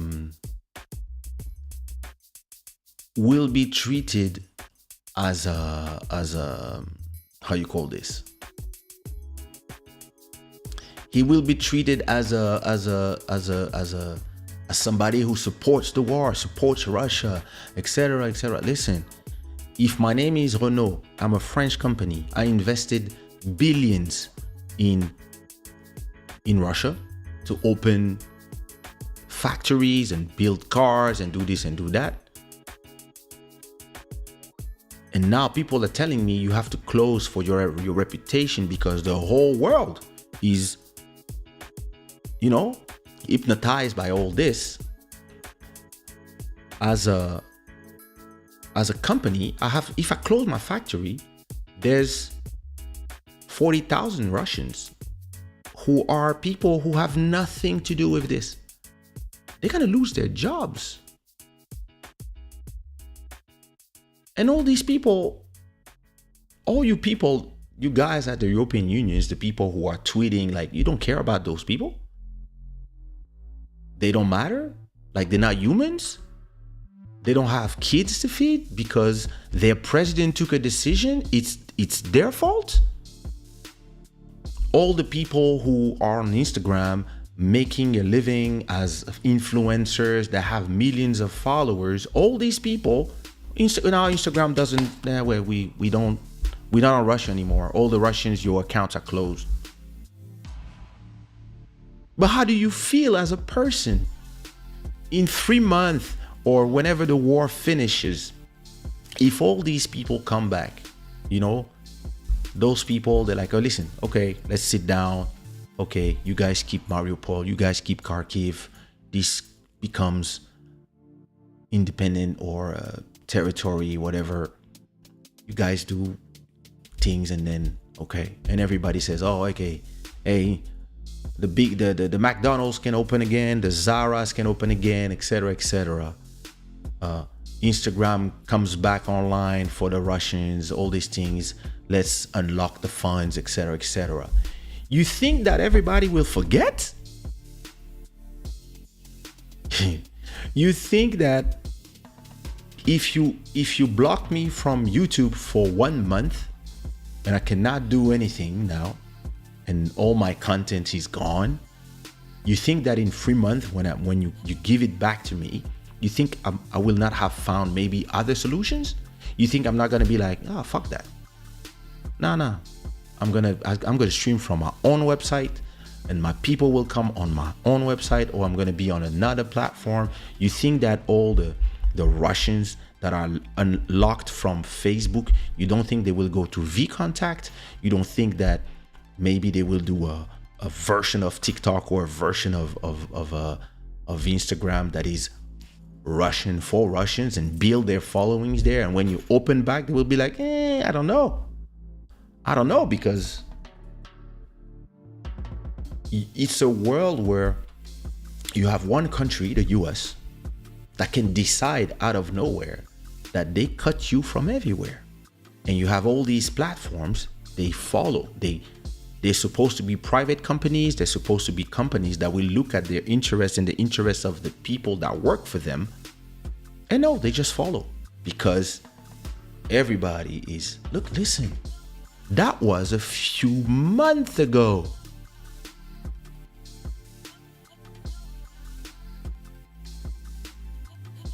The whole corruption of that government, that was a few months ago. All right. And everybody forgot about that. And listen, it doesn't mean that Putin is right. He's wrong. It's aggression. It's a sovereign country. You don't invade them. But you invaded Iraq. You invaded a lot of countries as well. Oh, you don't think that Congo being invaded by Rwanda is funded by the Americans? We know. It's been years. Millions of people dead. Women raped. You don't care. It's black people. You guys have to care now. You guys have to care now. You guys have... And we like... I mean, we care. But... but yo... we care, but you don't care about us. It's like... And it's crazy how... their mental... the Occidental mental is done in a way where when it's done to them, it's unfair. When it's done to others, it's normal. When it's our refugees, it's migrants. When it's their refugees, it's refugees. And it makes a lot of people uncomfortable. It makes a lot of people be like, yeah, but it's not in Europe. All right. So why are you asking us if we care? And they don't ask us if we care. They say, you have to care. You have to say something. Congo, say something. Congo is like, yo, I'm trying to feed my family. Yo, I only make $20 a month. Like, I'm trying to buy some bread, some rice. I'm trying to survive, bro. Like, I don't give a fuck. You what? We're gonna remove the dollar from you too. Like, somebody has to do something about this dollar situation. That's what everybody's thinking. And China is like, continue being idiots. We're gonna provide a new system. Russia is already saying, hey, you want gas, you have to pay in ruble or yuan. So there's gonna be a system where the people who feel Iran, Iraq, Venezuela, India, Russia, China, those people represent 70% of the world. All the non-whites, they're gonna be like, you know what? You guys are cute. Yeah, you guys won the war back then. But you know what? We are tired of being disrespected. And we are tired of you guys thinking that your ways are the best. Your ways are better. Your views of the world is the right view. This worldwide economy where everything is interconnected.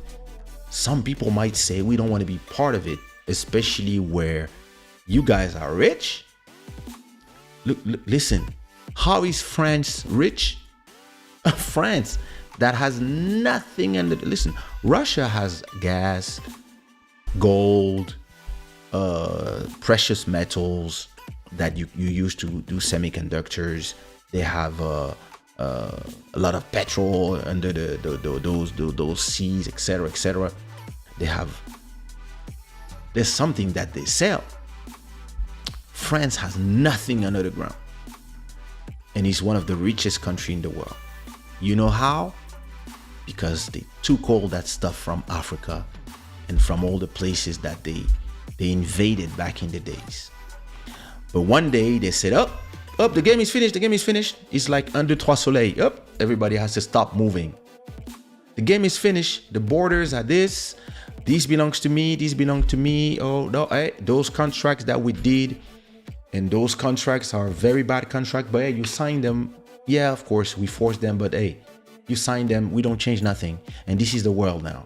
And in this world, we are the good people and we rich. And you guys, you stay poor, you work for us. And that's it. And you listen. There's a lot of countries in this world. They're like, all this shit has to change, bro. There's a lot of countries, that's what they're thinking. They're like, all these people TikToking all day, tweeting, all these artists saying I quit my job, that just because I received 5 tweets that make me sad. They're looking at this, they're like, we're here trying to survive, and these people are tweeting and dancing on TikTok. Some people, they look at this and they're like, yo, this is the decadence. Some people, that's how they see it. Some people in those countries, they're like, look at these people. What? And those people, they might be like, yeah, it's time we have our own internet where we put our own stuff. It's time that we have it's time that we build our own YouTubes, our own Twitter, our own TikToks, our own systems, just like China. And the people on the West, us, China, they closed the internet. Yeah. Maybe China is like, nah, we don't want all your shit. We don't want your way of life. Not everybody wants to live. But and again, it comes to what I was saying the other time about the Occidentals. The Occidentals believe that their way of life and their view of the world, the progressism is the right way, and everybody else is in the oscurantism. Everybody is in the dark. They're evil. They're against all the things that we open to, etc. And some people are like, listen, we don't want to use your dollars anymore, because once we use a dollar, we are at your mercy. Listen, I know can I say this? I don't know if I can say this. I have to listen.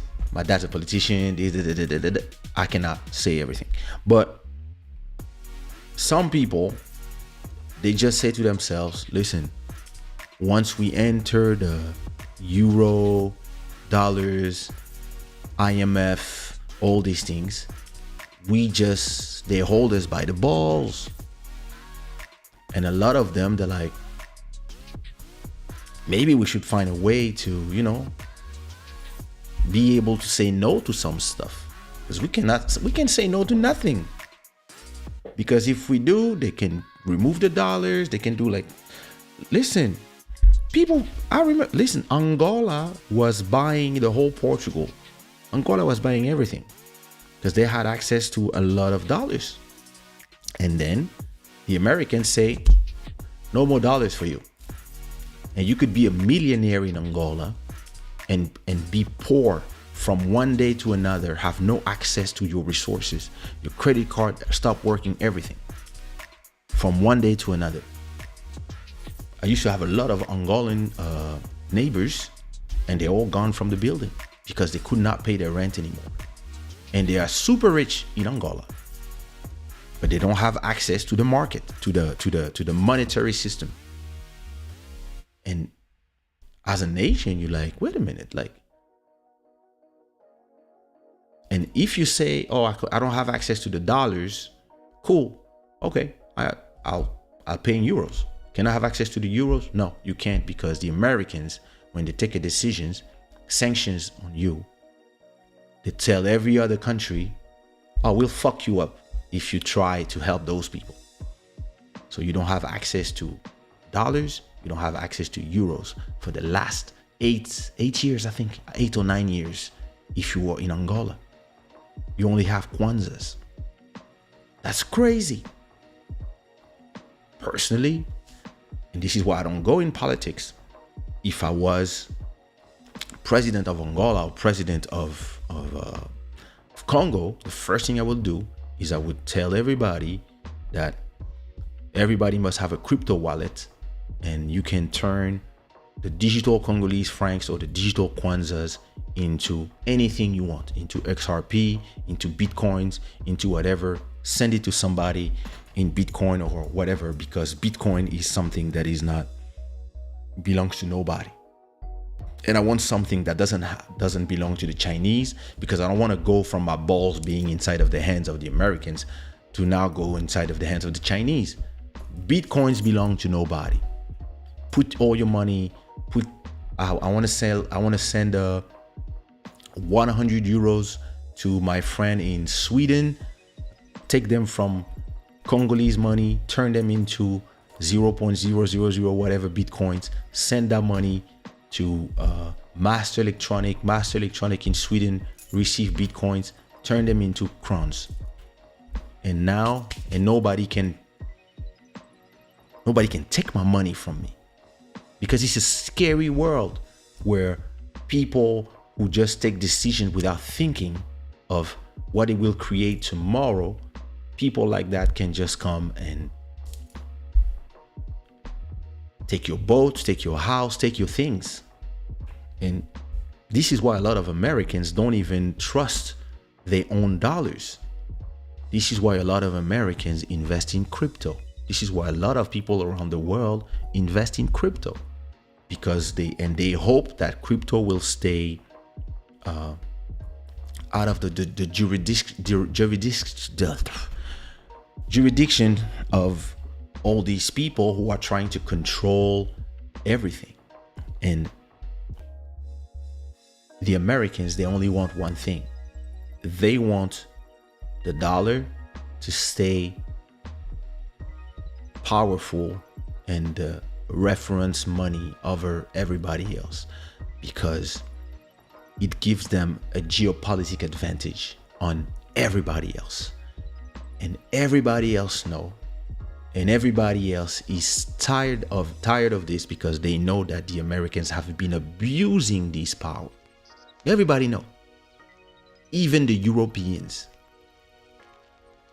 But put 5 missiles somewhere, you make all the mass media say the same message, and the Europeans, they forget that even them have their balls in the hands of the Americans because of the dollars, and they have their own euro.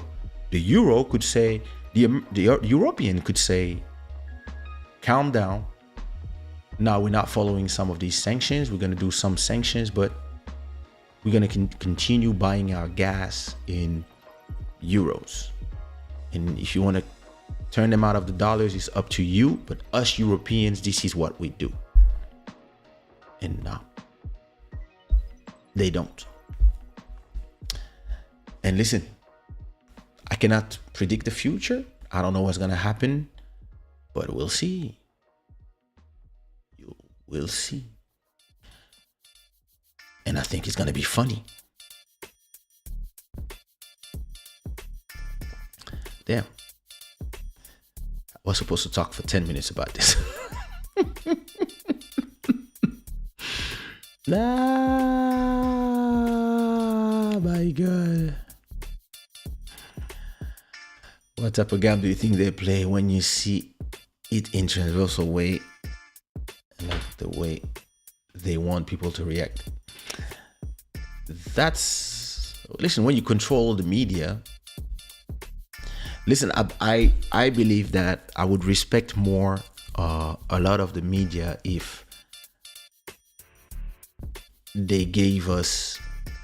It's something I tweeted today. I tweeted journalism without objectivity is propaganda. And I understand the journalists have to do their job, but some of them you can see clearly that they are liars or they are pushing an agenda. I saw a video today of a YouTube channel that is very right-wing, and they were saying, they say that the black people cannot cross the border, right? And because we saw the videos, so they went there and they say, we'll show you. So on one part, they saw a black guy who was saying, we cannot cross, da da da da da. And on the other part, they were asking people who were benevolent, that were helping the people. They were showing those people saying, no, there's no racism. No, everybody's welcome, etc. And me, I was like, why don't you take a hidden camera and you follow a black person and you see if they can cross the border and you film that. And that's when I was like, that's the limit of all these people who have an agenda. If you are a journalist, back in the day, journalists didn't have agendas. They listen, I have my political opinions. I keep them for myself. And I try to see things from both point of views, at least trying to understand both points of views and trying to understand how we got here, because we didn't get here because a month ago Putin decided something. We got here because it's been brewing since years and years and years. But people are taking this from you, the possibility to think, because they will just push you something. When they want you to think of something, they will push you something. The same way we had to all see the agony of George Floyd. We could not escape it. All of us had to see it so that all of us could be outraged and go crazy, and the old Black Lives Matters went crazy all around the world. But if you live in Congo and people have been being butchered forever because of wars, because the Americans want the coltan for cheap, etc. Or if you live in Iraq or Syria, where neighborhoods have been destroyed as well, because those people decide this and that. Maybe you like, you don't care about us. Why would we care about this guy? Some people, that's how they think. Not me, but some people, that's how they think. They're like, 8 million people, one guy. Why? But he's American, so he's more important than all of us. And even at that time, I remember I said the Black Lives Matter people, they were saying, the Africans, we don't hear you. And the Africans were like, well, we never hear about you. Why, you want to hear about us? And this is the Occidental thing. As I was saying, they believe that when it happens to them, it's important. When it happens to us, it's not. That's how it feels. A lot of people are good people. A lot of people believe, etc. But when you see the whole movie that is happening right now, you're like, well, you're gonna act like all this is now your fault as well? Child, fear generates a lot of money. Pardon. And now they want to give him a Nobel Prize. Of course. Yo, I'm telling you, this shit is crazy. You should come more often, bro. Yo, this is crazy. It is. I mean, China is just watching. China is like, all right, no problem. We see. If we decide to invade Taiwan, we'll make sure that we turn all these dollars into digital yuans. That's what they're gonna say. And they're gonna be like, try to block us and we'll see. Because all your chips, we build them. So, listen. This whole situation is crazy. You like Mali's decision? I mean, well, it made sense to me.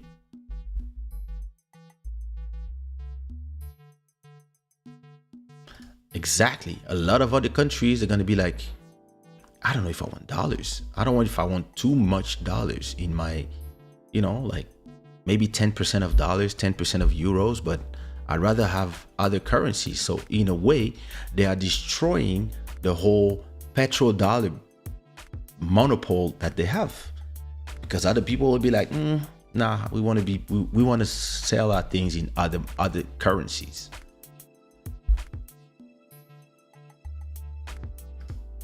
C'est toi qui le dis, moi j'ai rien dit. Nous là, on vient de Mobutu, donc on peut rien dire, on n'a pas le droit de parler.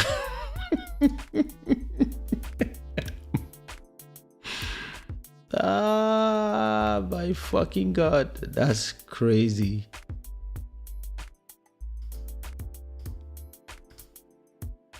It makes no sense.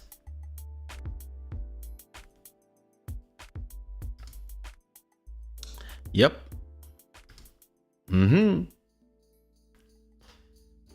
Let's listen to some music, right?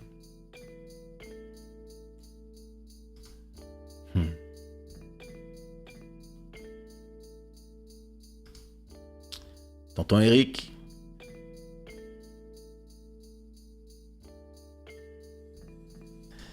Yep. That's right.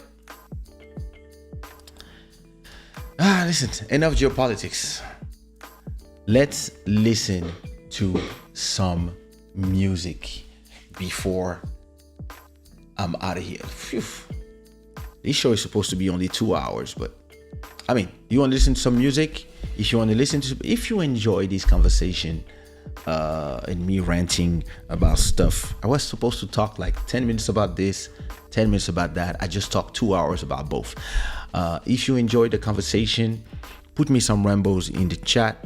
And if you want to listen to one Rambo, if you enjoy the conversation, 2 Rambos if you want to listen to a little bit of music. And let me send a message to all the beat makers to wake them up, because it's time for the listening party. What's the name? Evil Show. Listening. Oh my God. You know what's happening? I'm having some gay dude send me a lot of strange photos on Instagram, and he's sending them right now. Lots of photos that are burning my eyes.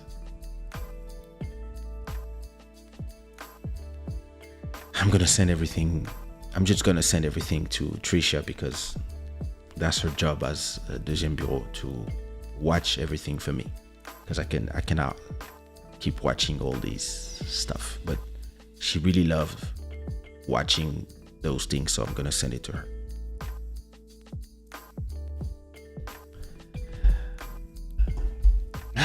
All right, I guess that's not funny.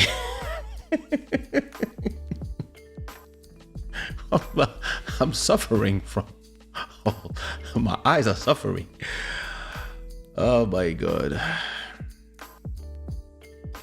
All right, let's listen to some music after ranting for 2 hours. So there you go. So Evil Tara Show is a track that was produced by Sami Sam Beats and written by me, written by Buddy Julie and Elise Boys and Shelly M. And I have 7 remixes for you to listen to. Hopefully the beat makers are coming to get their flowers. You know, woke people, 3 a.m. What? My mouse battery is very low. Okay, I'm gonna charge it as I'm playing the music. So let's listen to it. This is the first remix. It is Evil Tara Show, remixed by The Future Sound. Let's go.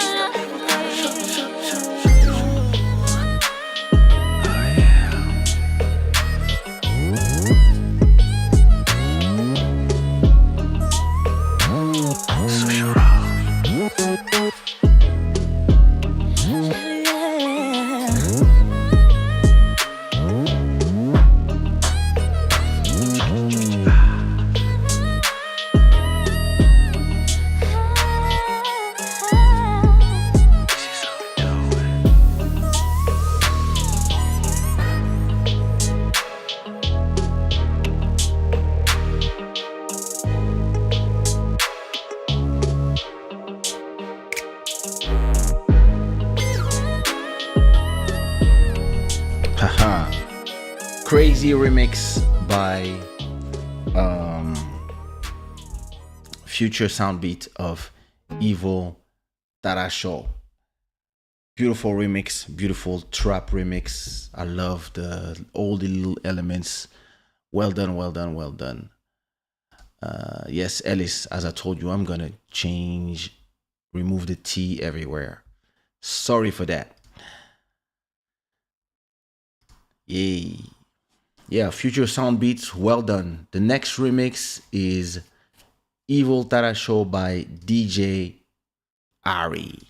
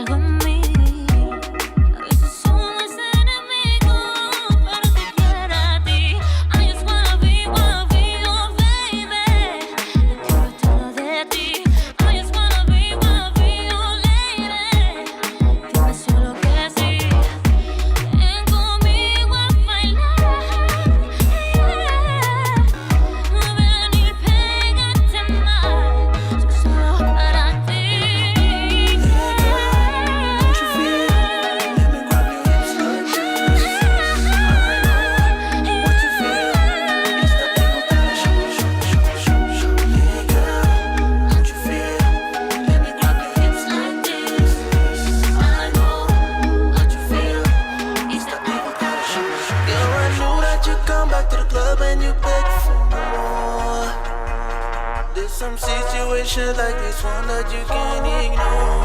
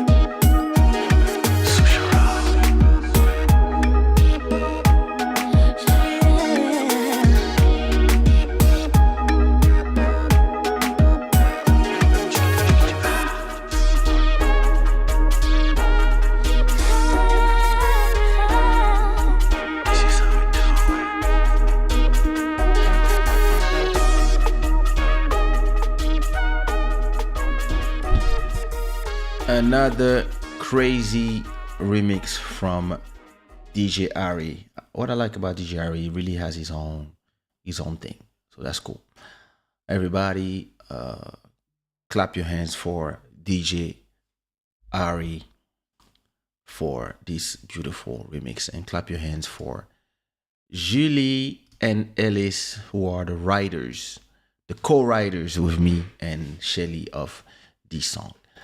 The next remix. Listen, I'm receiving messages that.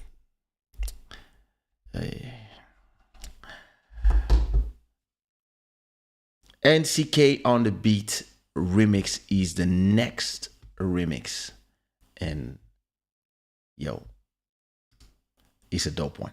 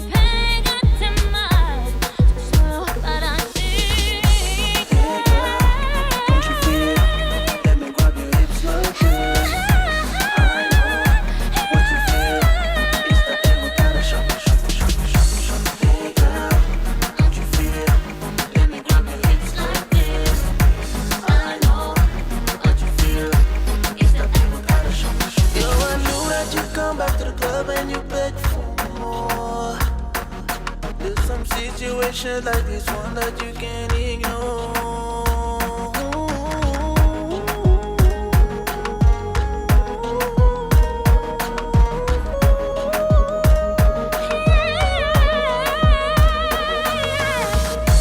Hey girl, don't you feel? Let me grab your hips like this. I know what you feel. It's the Advertise show. Hey girl, don't you feel?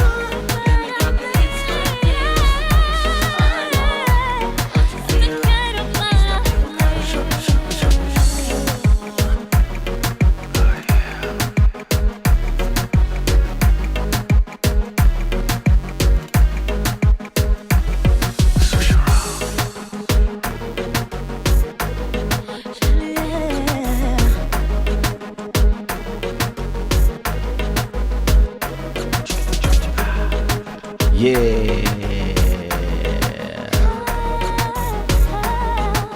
Yep, you did your thing.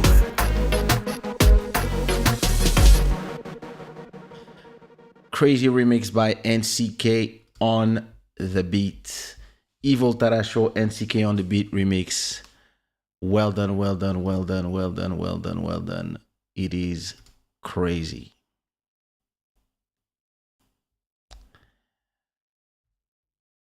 Oh non, Cyril, parfois elle dort et puis elle se réveille. Ou parfois elle fait des choses bizarres. Yeah, listen. Craziness. This, oh shit. Sorry.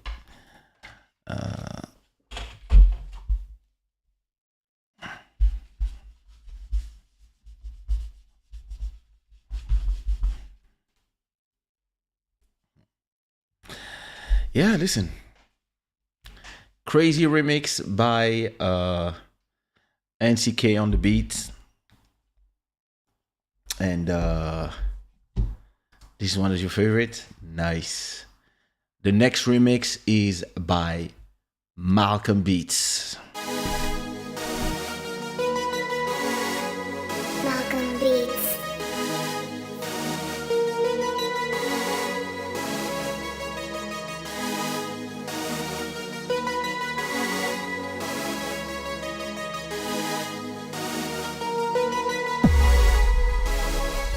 It's the time of the night in the club, me my boys, we here. I got flood in the world, but you are the atmosphere. I'ma send my boy, to talk to your girl. Not enough of time, girl, you a dime. Wish we had a time, so I could make you mine, my own mine. Oh, na, na, na, na, na. Girl, I was about to make you wet on the dance floor. Oh, na, na, na, na, na. But you know I'm coming back for more. Hey, girl, don't you feel? Let me rub your hips like this. I know what you feel. It's the every gotta show. Hey, girl, don't you feel? Let me rub your hips like this. I know what you feel. It's the every gotta show. Ves que estoy contigo, siento algo en mí. A veces somos enemigos, pero te quiero a ti. I just wanna be your baby. Yo quiero todo de ti. I just wanna be your lady. Dime solo que sí. Ven conmigo a bailar. Ven y pégate más. Soy solo para ti. Don't you feel? Let me rub your hips like this. I know what you feel. It's the every gotta show. Hey, girl, don't you feel? Let me rub your hips like this. I know what you feel. It's the every gotta show. Yo, I knew that you'd come back to the club and you beg for more. There's some situations like this one that you can't ignore.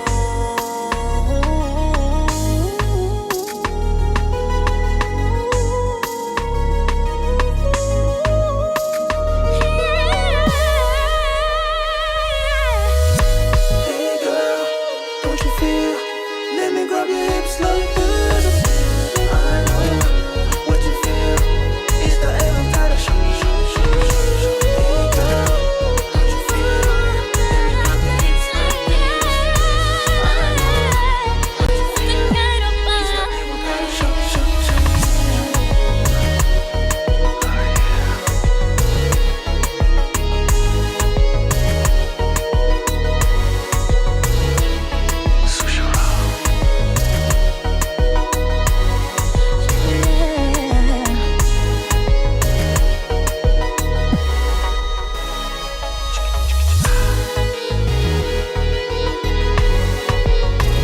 Beats.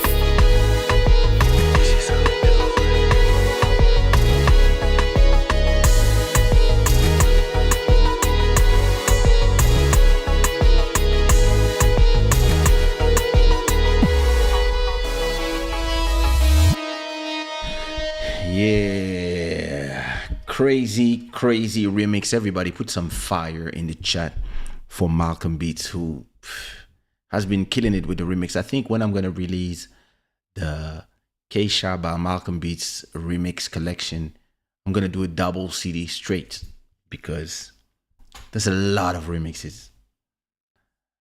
I'm going to just do volume 1, volume 2 straight away because poof, yo, that's my guy. Killing it. Actually, Friday, Malcolm Beats have just released a new remix, and it's called, let me see, it's called Entre Quatro Paredes. Quatro Paredes, brand new remix, a brand new single by Malcolm Beats and Anuel Almeida. You have to listen to this song. It's Beautiful. Actually, I have to put it in my Kizomba playlist to give them some power. I'm gonna put it up there in the playlist. I'm gonna update my playlist. Put it on the top out there. There it is. Go to my Kizomba playlist and check out that sort of track, or just go directly to Malcolm's and check out his new single.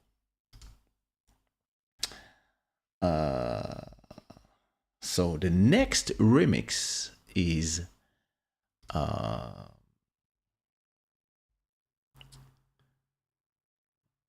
you go. Telling you. Yep.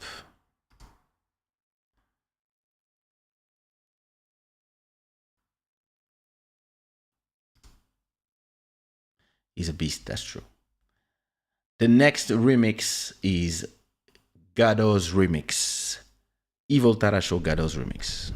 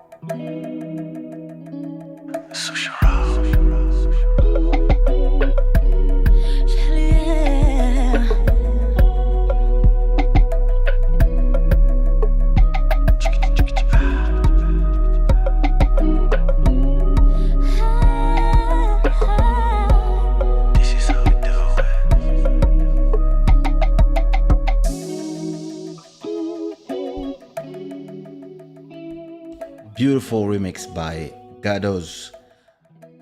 Very nice. Put some rainbows in the chat for Gados. This remix is, I think it's very soothing.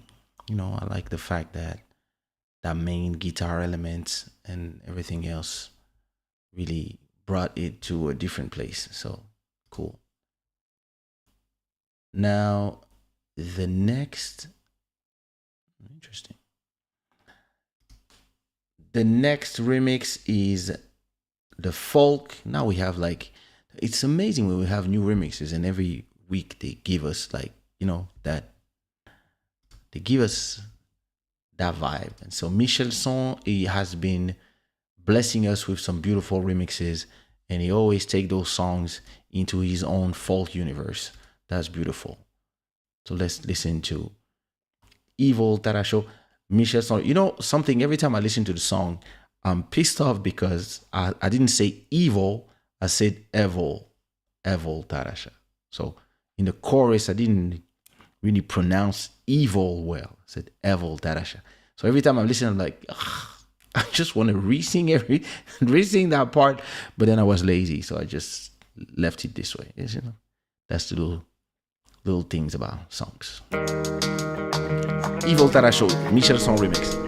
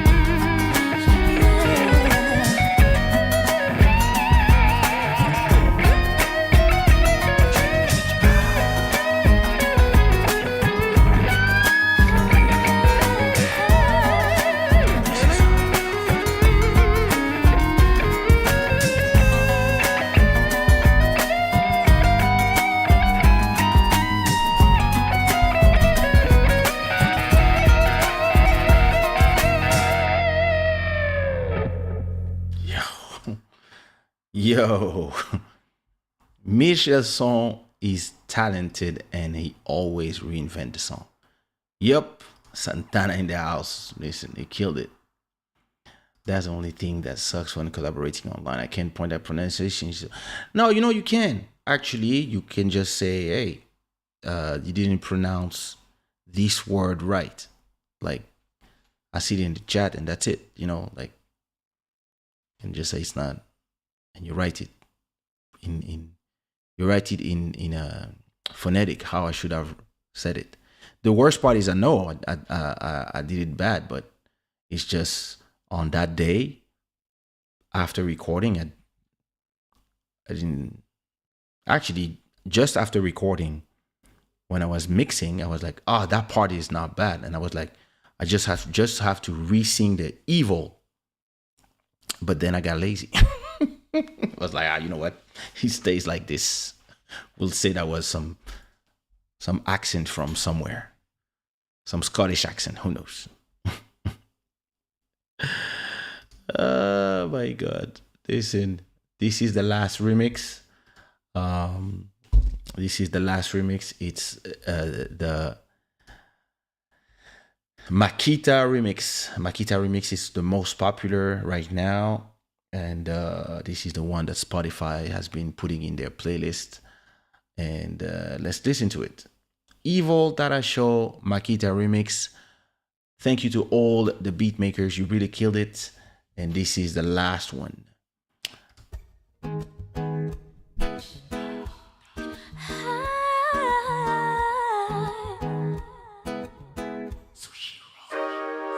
It's that time of the night in the club, me, my boys, we here. I got flood in the world, but you rock the atmosphere. I'ma send my boy, to talk to your girl. Not enough of time, but girl, you a time.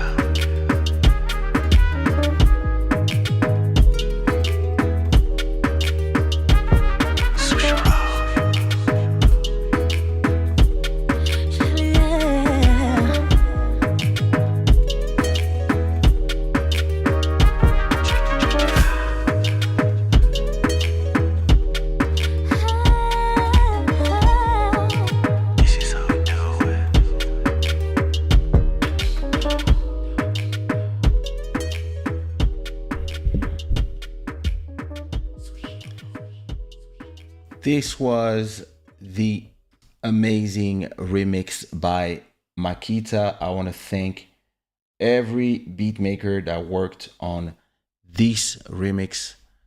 This was really beautiful. Let's dance naked. Ah bon, ok. C'est ça même.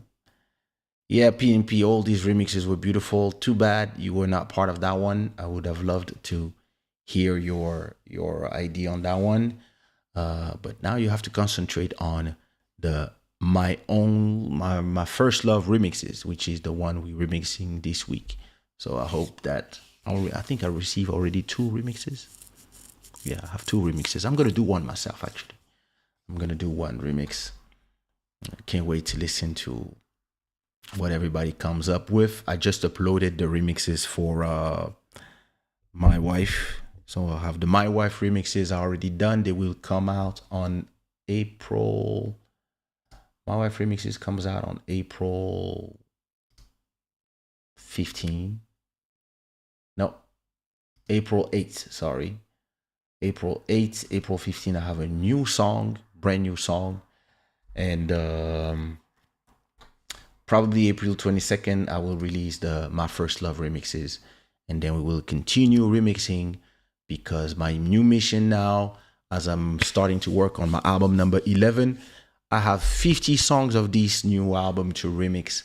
So listen, everybody, put some fire in the chat for all the beat makers, as I need to ask something to somebody.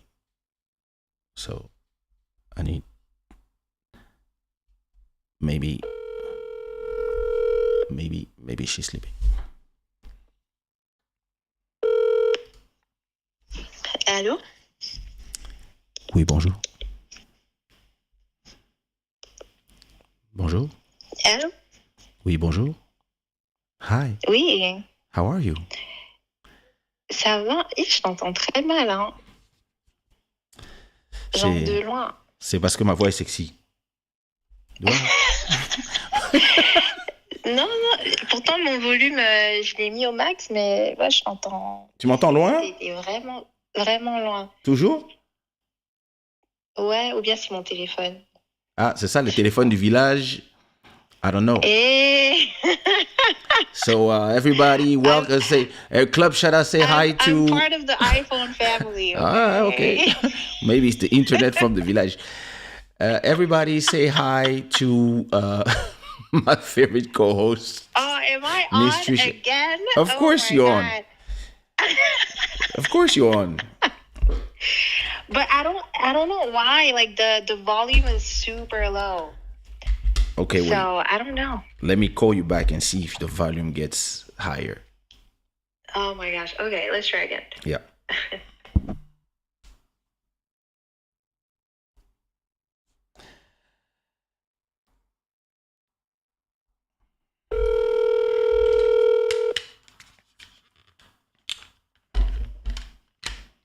Hello?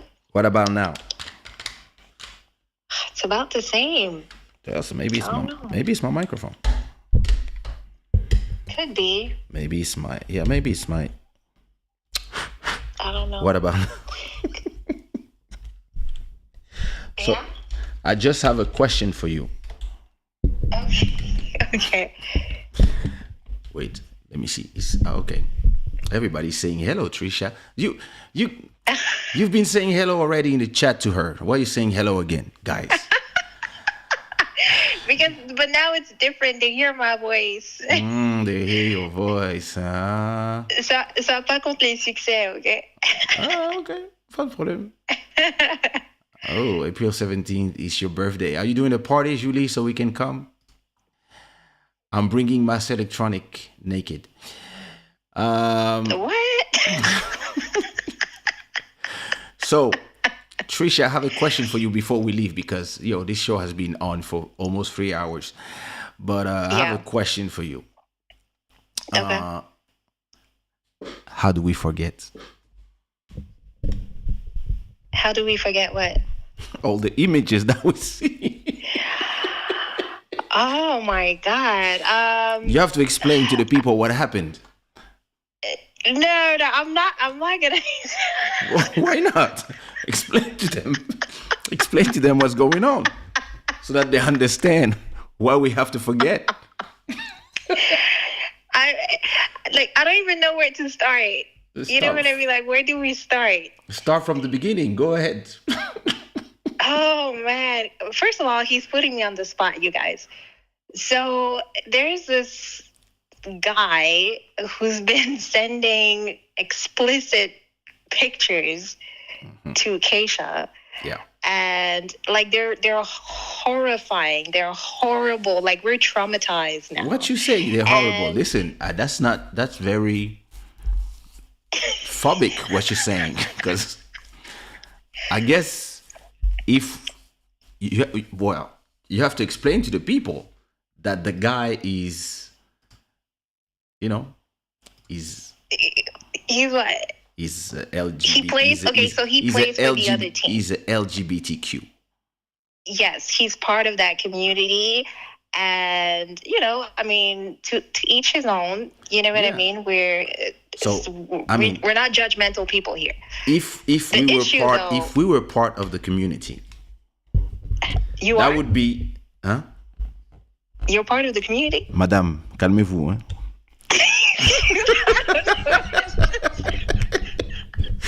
I said if. Okay. If I was part of the community, Yeah. I mean, I would be like, oh, this is so sexy. Like, if Would it was, would you have been okay with that though? what? Come on. What? Okay with what? Okay with receiving those types of pictures, because at least for me, I thought they were very extreme. Like it's too much. Julie was sending me these all the times 10 years ago. Oh, okay. As a fan, of course. I was just, as a manager, I was just saying to Julie, oh, yeah, well, you should put this more like this. Be careful with the way you put these things in. Oh, boy. The detail. Like, I was just looking at it with a professional eye as a manager. Okay. So what you're saying is, if you were part of the community, it wouldn't have been if it was a girl, an issue. Yeah. He's asking, is he showing his asshole? Julie, you have no idea the things it's worse than that.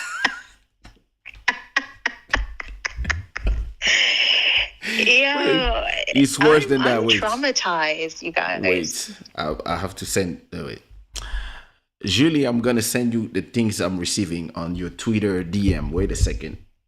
Oh, I cannot. I'm on my phone. I cannot send them. Wait, let me go to my account. But you know what, Kaysha? You know what I think? Yeah. Now, if I have to explain it to the people. Okay, yeah, go ahead. I'm receiving those. They come with messages, like, right? Love messages and all type of black gay porn. And because I don't want to be alone receiving those things, I'm sharing them with Trisha. Why me though? I didn't ask for any of those. Oh my God. I mean, this is what friends are for. You have to, share the things. So, like, I cannot be alone in this. I also send them to my cousin, who said, I'm going to block you. Yeah. I was like, why? What do you mean, why? Wait. Julie, let me send you I'm going to send you on Twitter DM.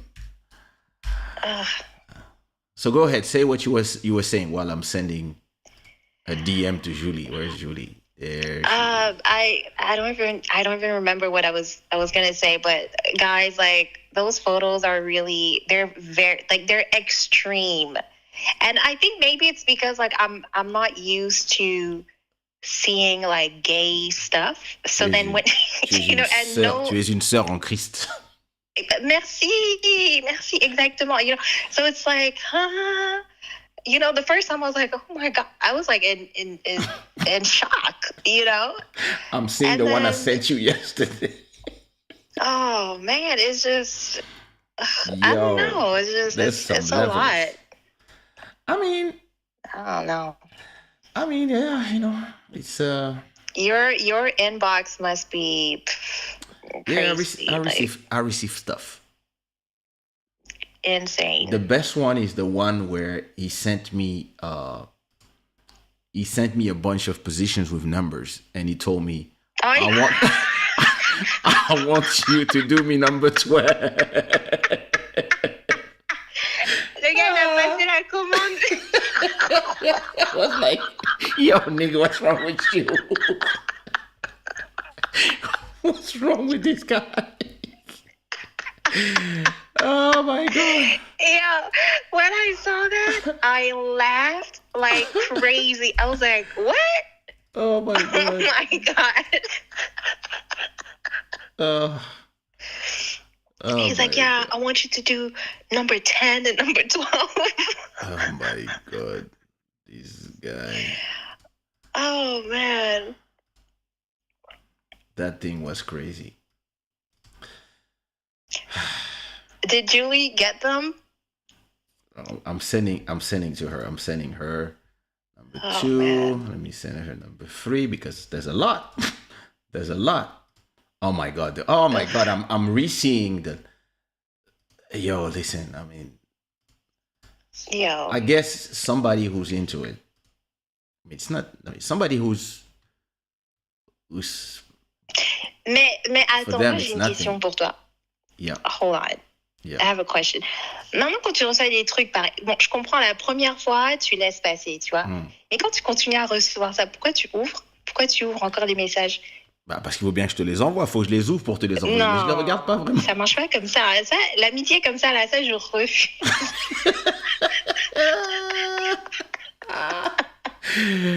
Oh my God.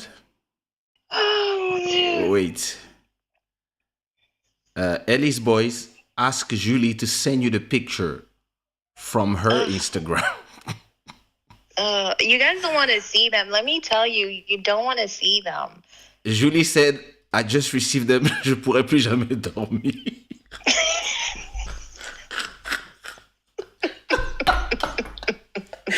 Oh, you see my suffering? I'm suffering from every side. Il y a même des hermaphrodites. That shit is crazy. Oh mon Dieu. Ellie's question, are these the type of photos you have to keep turning your phone around to figure them out? I think it's worse than that. I mean, En plus, ça vient avec des. Bah, tu l'avais dit, ça vient avec des messages genre, oh, j'ai soif. C'est quoi qu'il avait dit? j'ai soif de toi. That nigga was, j'ai soif de toi. Imagine, c'est un Congolais. Et il dit j'ai soif de toi avec l'accent. J'ai soif de toi. J'ai peur Kaysha. Non, mais. Quelle audace. Quelle audace. Comment? Position de tir.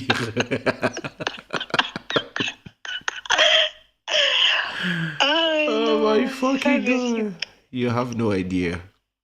I mean, if I show the pictures I receive on this live stream, my YouTube channel dies forever. C'est fini.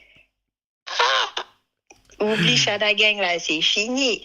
Oh my God. Oh my God. No, I mean, Julie, send it to Ellie's boys.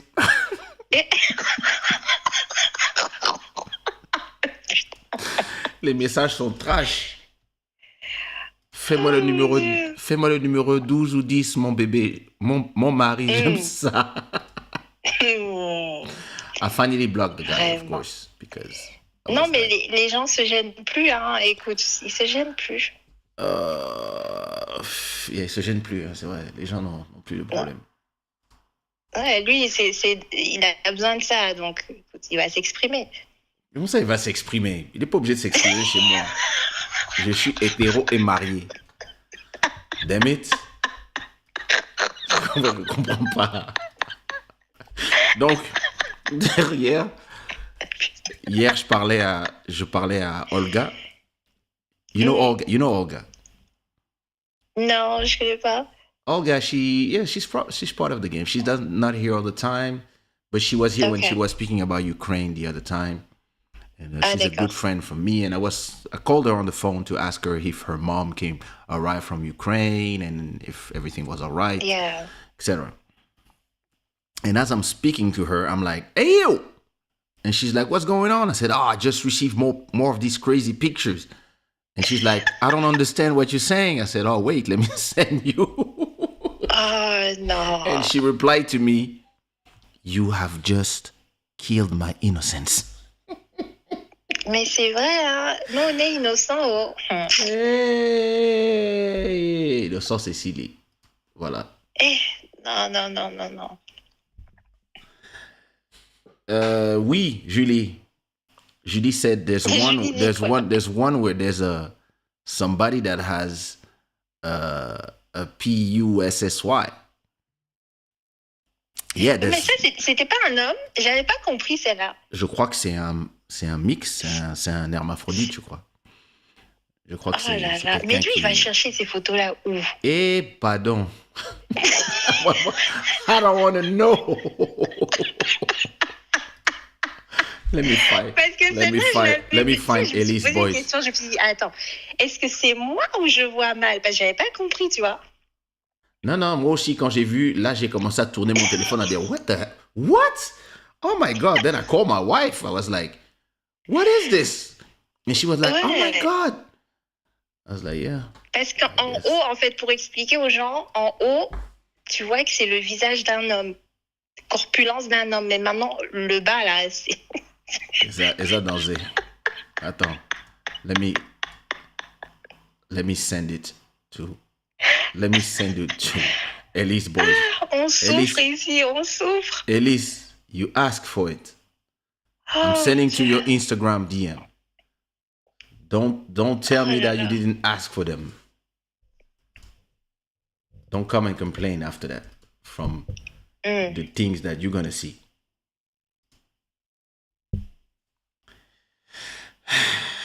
Vraiment, quelle souffrance. C'est terrible. Et puis ils font des vraies pauses, hein. Like, yo, you guys have to avoid some stuff. Elise Boys, check. Elise was like, how did I get roped into this? Elise Boys, check your DMs. Oh my God. Yeah, moi, je suis traumatisée. À vie. Ah, moi-même, je suis le, I'm you know.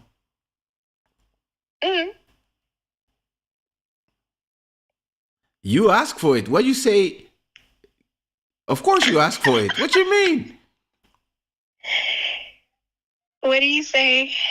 She said she didn't ask for it. Well, it's in your inbox on Instagram anyway. So if you don't want to see them, just delete the conversations because you've seen them already. I've seen that you've seen them. You cannot unsee. You like us now. You cannot unsee. You cannot unsee. Yo. Oh my God. I cannot unsee that stuff. That's the thing. No. That's the craziest part. Is once you've seen it, you've seen it. C'est fini, hein? Exactly, Nadia. Elise has to share the pain. So, Elise, you can now send them to Nadia on her Instagram. Les photos là circulent. Elles vont circuler, ah, c'est ça. Hein? Oh my God. What the hell? Oh là là. Don't know what to say.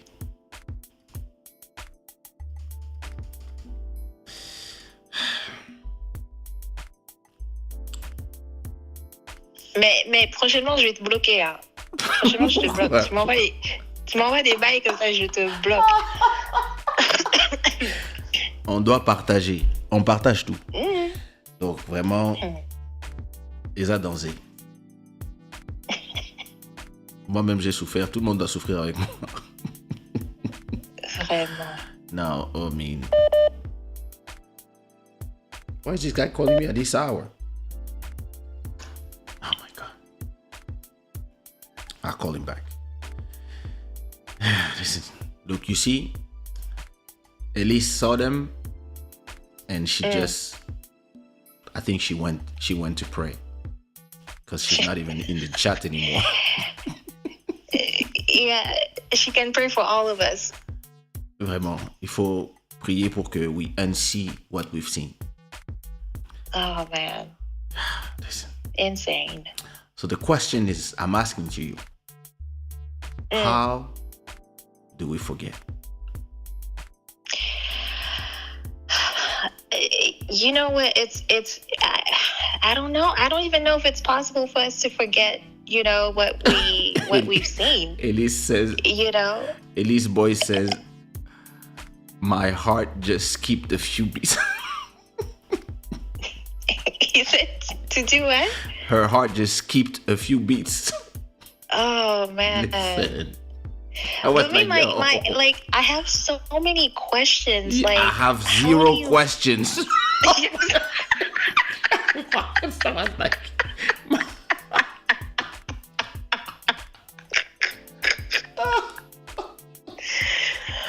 Oh, my God. Elise says, know. this is my punishment for not going to church today. Oh, man. Yo, that was crazy. I don't think we'll ever forget, you know, what we've seen. I mean, I think it will take time. It will take some time. I mean, listen, I've seen so much that But you're used to it. You must receive crazy stuff all the time. I do. Exactly. But, you know, like normal people like us, we're not used to, you know, receiving stuff like that. Yeah. It's very disturbing. Let me heard tell you that. Cute girls receive stuff all the time. But not like that. That's Yeah, that's- extreme, that's- you know? Julie And says disgusting. we need God now. We do. We seriously do. Oh my God. C'est dégueulasse. C'est vrai que voilà quoi. Hein? Oh là là. Somebody will pray. Elise is saying, Lord, restore our vision and erase our memories. Yes, Lord. Amen. So now that I blocked the person, because I was like, I can't anymore. That's too much. Because actually, while I was finishing the live, I received a batch of 10 more photos. No. But I didn't even look at them. I just blocked the person. Yeah. So Joel says, Amen. I believe that Joel and Dahlia they don't want me to send the photos. No. It could destroy your sexuality. No. So, yeah. If I receive more, I'll send you. Because No, that's okay. you have to help me. Like, we have to share the shaitan. Je suis ça en Christ. Il faut pas venir me corrompre ici. Hey!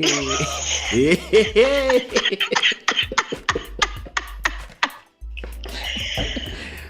Oh mon Dieu. Il parlait pas de corruption. Moi, je veux pas corrompre les gens. Moi, j'étais seulement là. I don't know. I don't know what happened. I don't know why. Vraiment. It's crazy. J'ai quand même vu des trucs que I was like, yo. OK. Que t'avais jamais vu avant? Ah non, c'est clair. Non, attention. Moi, dans ma vie, j'ai reçu beaucoup de trucs, mais c'était des femmes. Les gars, okay, guys might send me stuff from time to time, but they limit themselves to something simple. And usually I just erase directly and I don't care and I move on. But on that level, yo. Non, c'est extrême. I think I'm not gonna undress myself for 3 days because I'm scared now. Parce que vraiment, hey, les a chaud. Non, mais le truc, c'est quoi? C'est que même Julie a dit que c'était trop, quoi, tu vois. Pourquoi même Julie? Non, parce qu'elle m'a l'air beaucoup plus ouverte, tu vois, comparativement à quelqu'un comme moi. Tu vois ce que je veux dire? Donc, même pour quelqu'un qui est ouverte comme ça d'esprit, si elle a trouvé que c'était trop, donc imagine.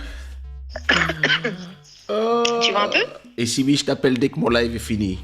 Apparemment, Will Smith a pété un câble aux Oscars en direct. Oh shit. Oh. Dans 5-10 minutes, quand le live est fini, je t'appelle, que tu me racontes. What the fuck happened? Et Will... C'est vrai ou... Si, apparemment. Simi est un journaliste, il ment pas. J'aurais dû envoyer des photos à Simi, il m'aurait dit ce qu'il en pense, mais...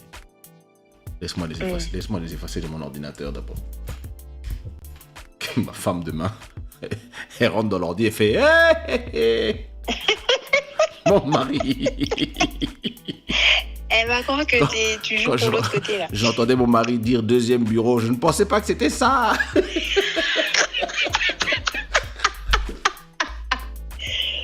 Je te jure. Ah putain. Oh my fucking god. Damn it. Ouais, Simi, notre journaliste, qu'est-ce qui s'est passé? What happened? Raconte.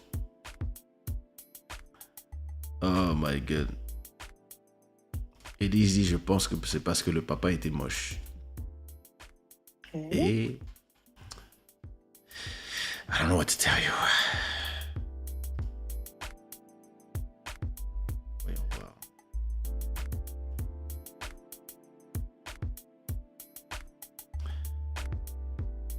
Ça choque plus. Julie dit, oui, c'est vrai que moi, comme je suis dans le porn, je suis très ouverte, mais là, c'est trash. Tu vois? Exactement. C'est vrai que les a trash, hein. Ouais. C'est la trash. Non, mais c'est sale à voir en fait. C'est dégueulasse. I mean, je sais pas. Je suis en train de chercher. Je vais envoyer à mon oncle. Comme il est... Toi, tu vois. T'envoies des choses pareilles à ton oncle. Mon oncle est dans le crew. Mon oncle est dans ce team. Donc si je lui envoie, je vais lui demander est-ce que c'est trash. Peut-être qu'il va me répondre. Bon, attends, c'est quel genre d'oncle? Est-ce que c'est oncle ou Non, c'est mon oncle. C'est le petit frère de ma mère. Mais on a grandi ensemble. Il a que 2 ans de plus que moi. Ah, donc c'est le tout dernier. C'est le tout okay. dernier fils de ma grand-mère. Tout dernier, ouais. Donc. Non, c'est cool. Comme moi, ma mère m'a eu à 18 ans et lui, il est né, ma mère avait 20 ans. Donc, on n'a que 2 ans d'écart. Donc, on a grandi ensemble, mais c'est quand même mon tonton. Mais lui, ouais. depuis tout petit, il fait partie du crew. Donc, d'accord. C'est pour ça que moi, en fait, j'ai jamais été... d'ailleurs, Joël aussi connaît bien mon oncle, puisqu'on a grandi ensemble. C'est pour ça que moi je suis pas choqué en fait. C'est pas, j'ai jamais été. Donc peut-être que si je lui envoie et je lui dis on m'a envoyé ça, qu'est-ce que t'en penses? Peut-être qu'il va me répondre la guerre. Ouais. Oh my god. Oh là là. C'est clair que c'est quelqu'un qui cherche de l'attention. Mais vraiment. La faute à Chris Rock. Oh shit. Apparemment, il a pété un câble parce que Chris Rock a vanné Shada. Oh shit. Chris Rock a fait quoi? La salle est choquée. Will Smith a giflé Chris Rock parce qu'il a Il a vanné Shada Pinkett. Oh, damn. This is gonna be everywhere. Let me type Will Smith. Will Smith slaps. Non, Chris Rock. il faut que j'aille voir ça. Tu sais, je savais même pas qu'il y avait des Oscars. Bon, moi, je suis pas ça non plus, mais That's already online. je savais pas.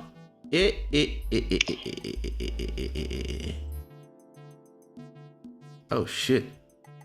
Mais il a slappé En en, tout cas, 2022. rigolant ou il a slappé fâché?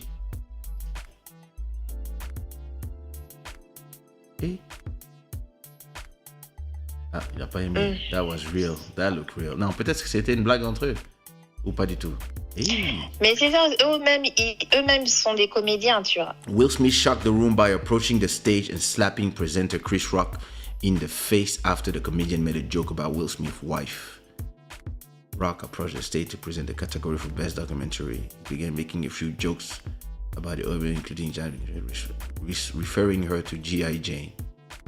Shortly after he made the joke, Will Smith walked to the stage and slapped Rock across the face, and then returned to his seat and shouted, "Keep my wife's name out of your fucking mouth."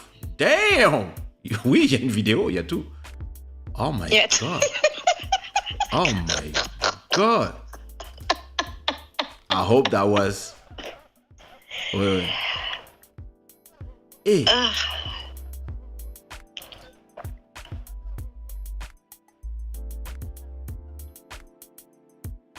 I don't know. I don't know. Damn. I don't know if that was real or if that was joke between us or it was prepared. I don't know. I can't say. But I don't know. But people will talk about it, that's for sure. Cause yo. Ouais. Et si me dit non, c'est pas une blague. Damn. Eh ben. Déjà, envoyer des nudes à quelqu'un qui n'est pas de la même sexualité que la personne, c'est irrespectueux. Alors pourquoi tu m'as envoyé des nudes, Julie? C'est qui a dit ça? C'est Julie qui dit ça, alors que... Et quand tu m'as envoyé des nudes, hein, tu m'as demandé ma sexualité.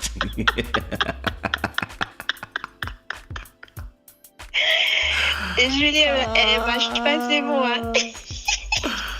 Julie, elle a dit un soutien Will. Oh, I mean, that's crazy. But is this like... Wait, let me check. Oh, YouTube is all over it already. Everybody is talking about it already. That was fast.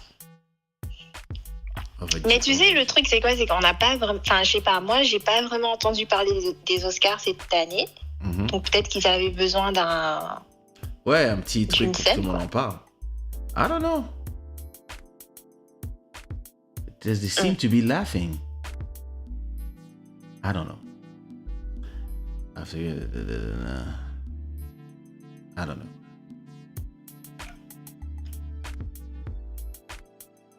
Oh, just because of the bald head, he called her G.I. Jane? Oh, come on. I don't know. It's not totally clear why Will got so upset, but Shada has been open about having hair loss condition. So it's possible he thought the joke crossed the line. I don't know. Either way, Chris Rock carried out without making a big fuss out of the situation, and after reading the winner of the award out loud, he exited the stage. However, when Didi came out next to present another award, he suggested they patch things up after the show. Will and Shada laughed at his comment and seemed open to the idea. At least we think they did. Whatever. I don't know. I don't believe it. Et si me dit c'est chaud, la salle était choquée et il a plombé l'ambiance. Now, Will Smith is perfect. He cannot do... Come on. Et si me, you know that Will Smith is perfect. So, I don't know. Ok. Non, il a l'air sérieux, là. Je vois la vidéo, là. C'est chaud. Il a l'air sérieux. Let me call Essimi. Eh? Let me call Essimi and see what he says. Hi Trish, bye bye. Okay, bye. See you soon. Bye. Ciao. Let me call Isimi, and because like this show cannot finish now, because that's crazy. What happened? We were talking about.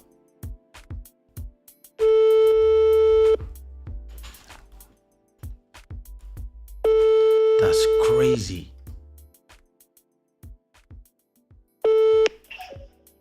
Oui, allô? Bro, Ouais. tu crois que c'est pour de vrai? Oui, je te jure.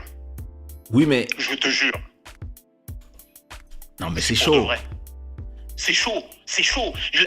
Il vient, il dit, ne parle, c'est pour de vrai parce qu'il utilise fuck. Ça n'a pas été bipé, tu peux pas dire fuck à la télé. Il dit fuck pour dire, ne parle pas de ma femme. Don't fuck talk about my wife. Don't fuck talk about my wife. Ouais, mais ça a plombé toute l'ambiance. Il a pas Et tu crié. vois derrière les regards des gens et tu vois le regard de Chris Rock qui est déstabilisé. Mhm. D'une tristesse, et il doit lancer Chris Rock parce qu'il doit dire les nominés pour les machins et tout. Bah oui. C'était pas au début quand il vient le gifle. Tu sais, au début quand il gifle, je crois que c'est une blague. Mais après quand Will Smith il se lève, il gifle, il fait mine de le gifler, mais il le touche, il se rassoit et quand il dit don't fuck about my wife, ne viens pas faire chez ma femme, don't fuck about my wife, il le dit 2 fois. Wife. Putain, je dis non, il rigole pas, il utilise fuck, il rigole pas, retour. Le mec il voit, retour sur Chris Rock, je vois le regard de Chris Rock, j'ai dit non mais là c'est sérieux. Ça a plombé l'ambiance. Derrière Will Smith, Lupita Nyong'o, elle a fait waouh. L'ambiance est plombée en fait. Ça a jeté un froid. L'ambiance est plombée. Et je sais pas comment il va faire, parce que il doit recevoir normalement l'Oscar du meilleur acteur. Je sais pas. Parce que c'est pas fini encore. C'est pas fini encore, je te dis. C'est pas fini. Il y a encore plein de trophées. Et derrière, t'as Didi qui dit ouais, Will, Chris, on va aller régler ça en backstage. Ils vont calmer le truc. Bah oui. C'est pas possible. Will Smith, il s'est tué en direct. C'est chaud. Parce qu'en plus, Jada Pinkett, il fait une vanne sur Jada Pinkett, elle était à côté. Jada Pinkett, c'est vraiment une meuf toxique. Franchement, c'est une meuf toxique. Attention à ce que tu dis, tu es en direct sur YouTube.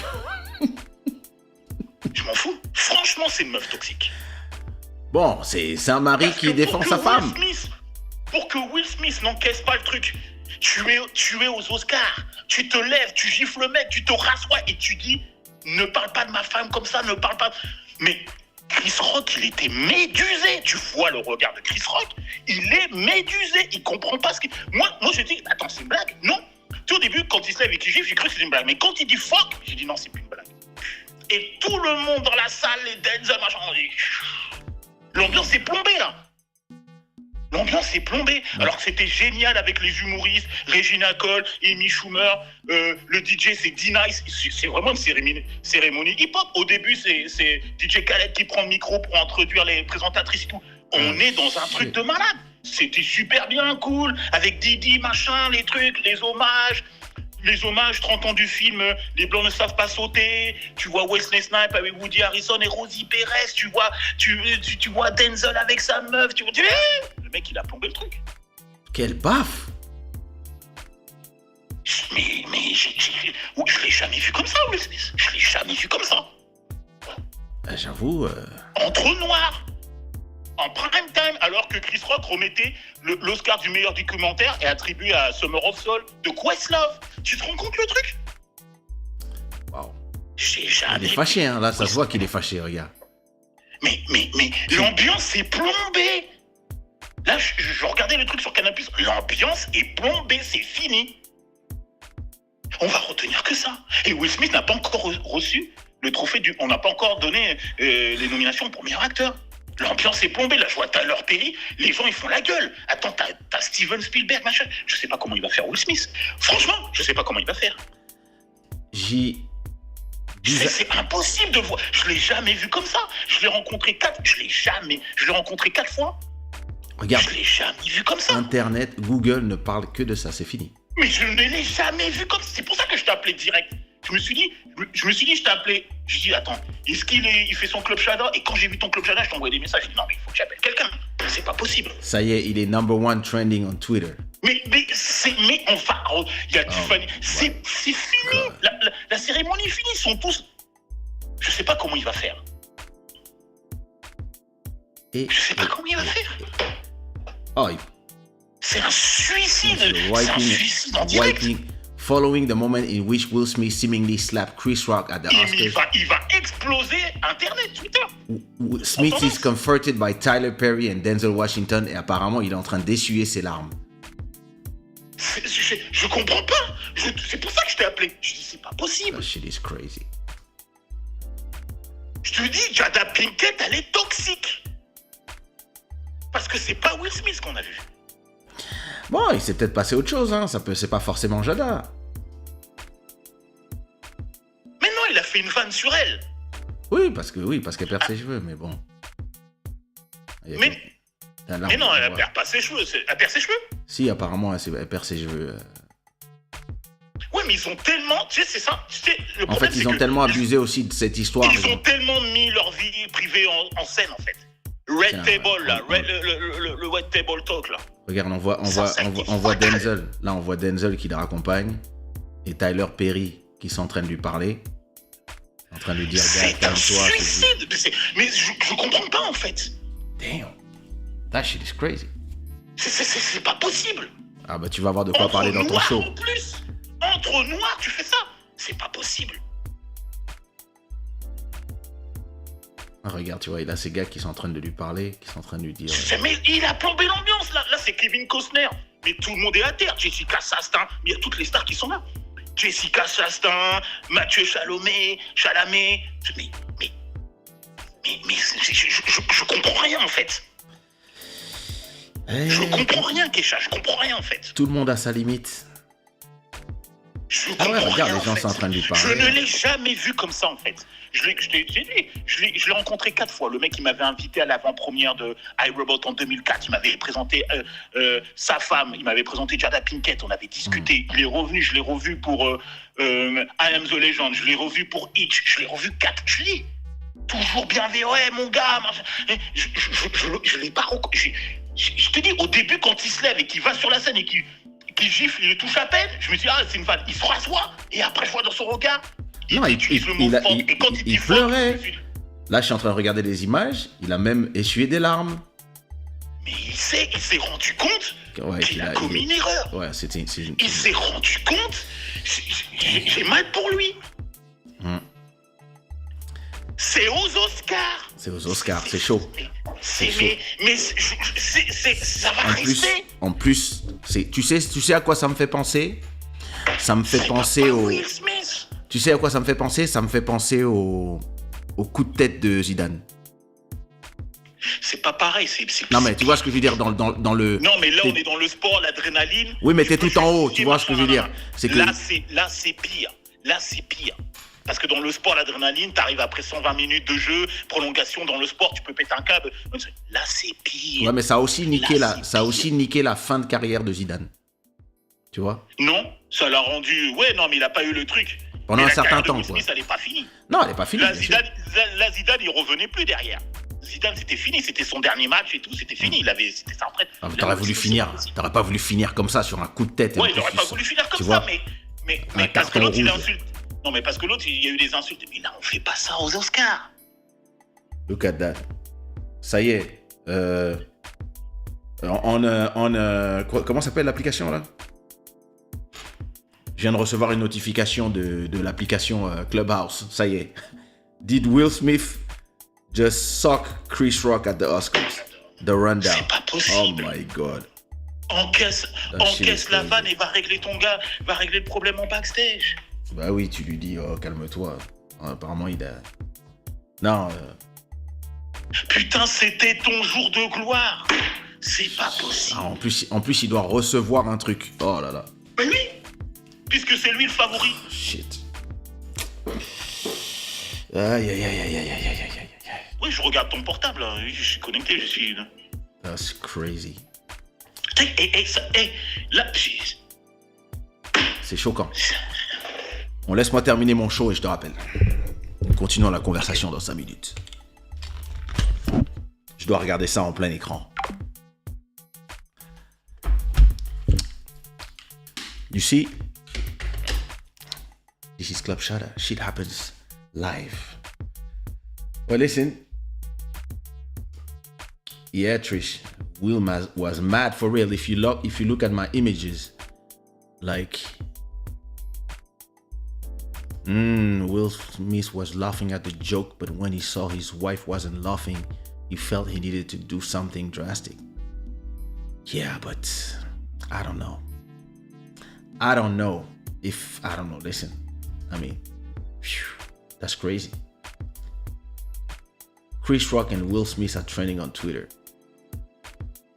Oh my God.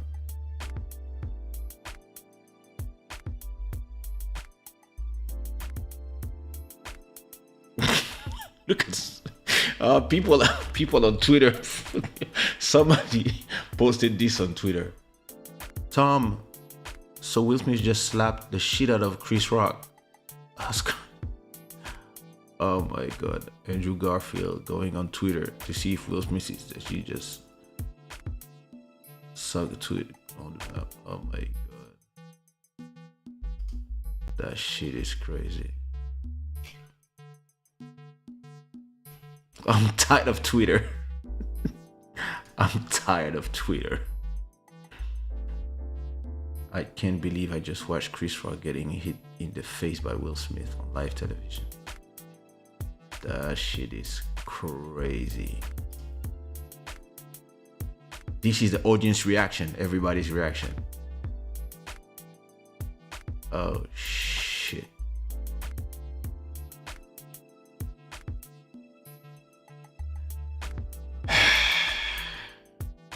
I mean, in a way, respect my wife. In another way, it's a comedian. Like, we cannot at the same time be there saying that we have to respect comedy and that comedians have the rights to, the rights. That's what comedians do. They do joke, especially in the US. And yeah, I think he overreacted, but like you said, not the place or the time, but it makes for good TV. It's the real Kanye, Taylor Swift movie. Listen, if it was somebody like Kanye or I would be like, oh my God, him again. But Will Smith is like the guy that built his image almost to like perfection, I would say. So this is what makes it shocking. It's that it's Will Smith. But it was not a punch. It was just like, so yeah. I believe that there was something, and he will probably say sorry because they probably will talk it out, but yeah, that's crazy. Listen, I'm gonna go watch some YouTube and watch everybody talk about it. There's probably, I don't know how many videos already, so I'm gonna go watch it. And because listen, I try to make this show 2 hours, and it's been 3 hours and 33 because we talked about, like, the after show was crazy. Oh, yo, but that joke was lame.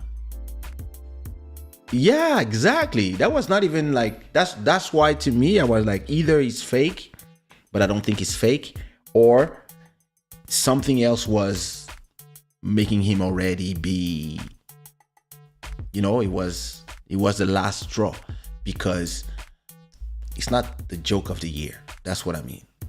So listen, who knows what they are going through in the back. But listen, I hope this doesn't tarnish Will's image. And probably when he receive his award, he probably will say that he's sorry. But I'm gonna go watch it live now. Well, listen, anyway, that's what I had for you. That was a great show. Yo, This show is brought to you by Shada, where the gods of good fortune. Everybody, if you enjoyed the show, that was a great show we had. How many people? We got 150 people tonight who watched the show. So that's cool. Listen, if you enjoy the show, give me my unicorns, and I'm gonna leave you with the original version of the track Evil Parasho, that is part of my album Bantu Royalty. And I will see you Wednesday, I guess. That's crazy. Pas Will, pas toi Will. Tu es. We would. Tomorrow, I have to tell you about Kanye's documentary for Wednesday, because I just finished watching it and I have things to say. Anyway, I'll see you when I see you. See you Wednesday, my people. Bless.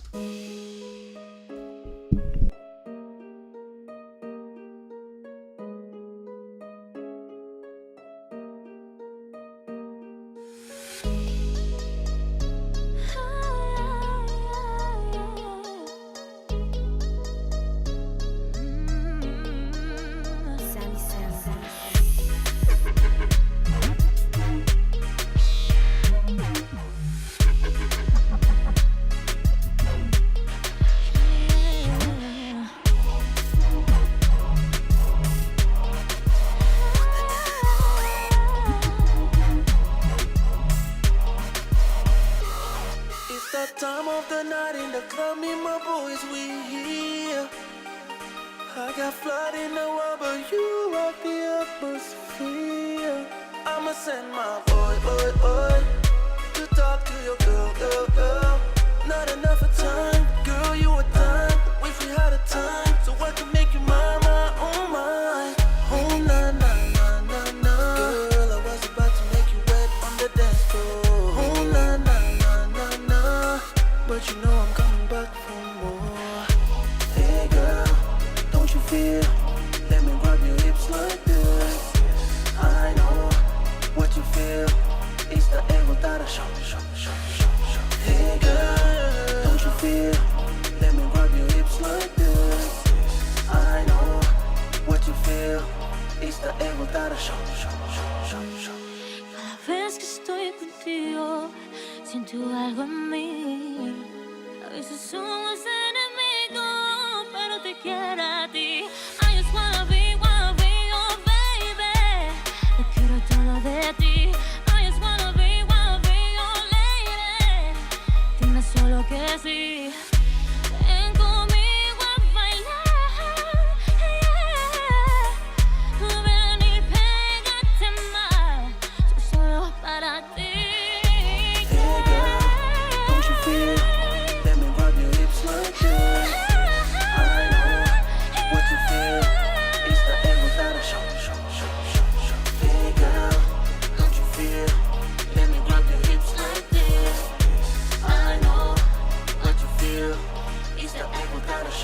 Yo, I knew that you'd come back to the club and you beg for more. There's some situations like this one that you can't ignore.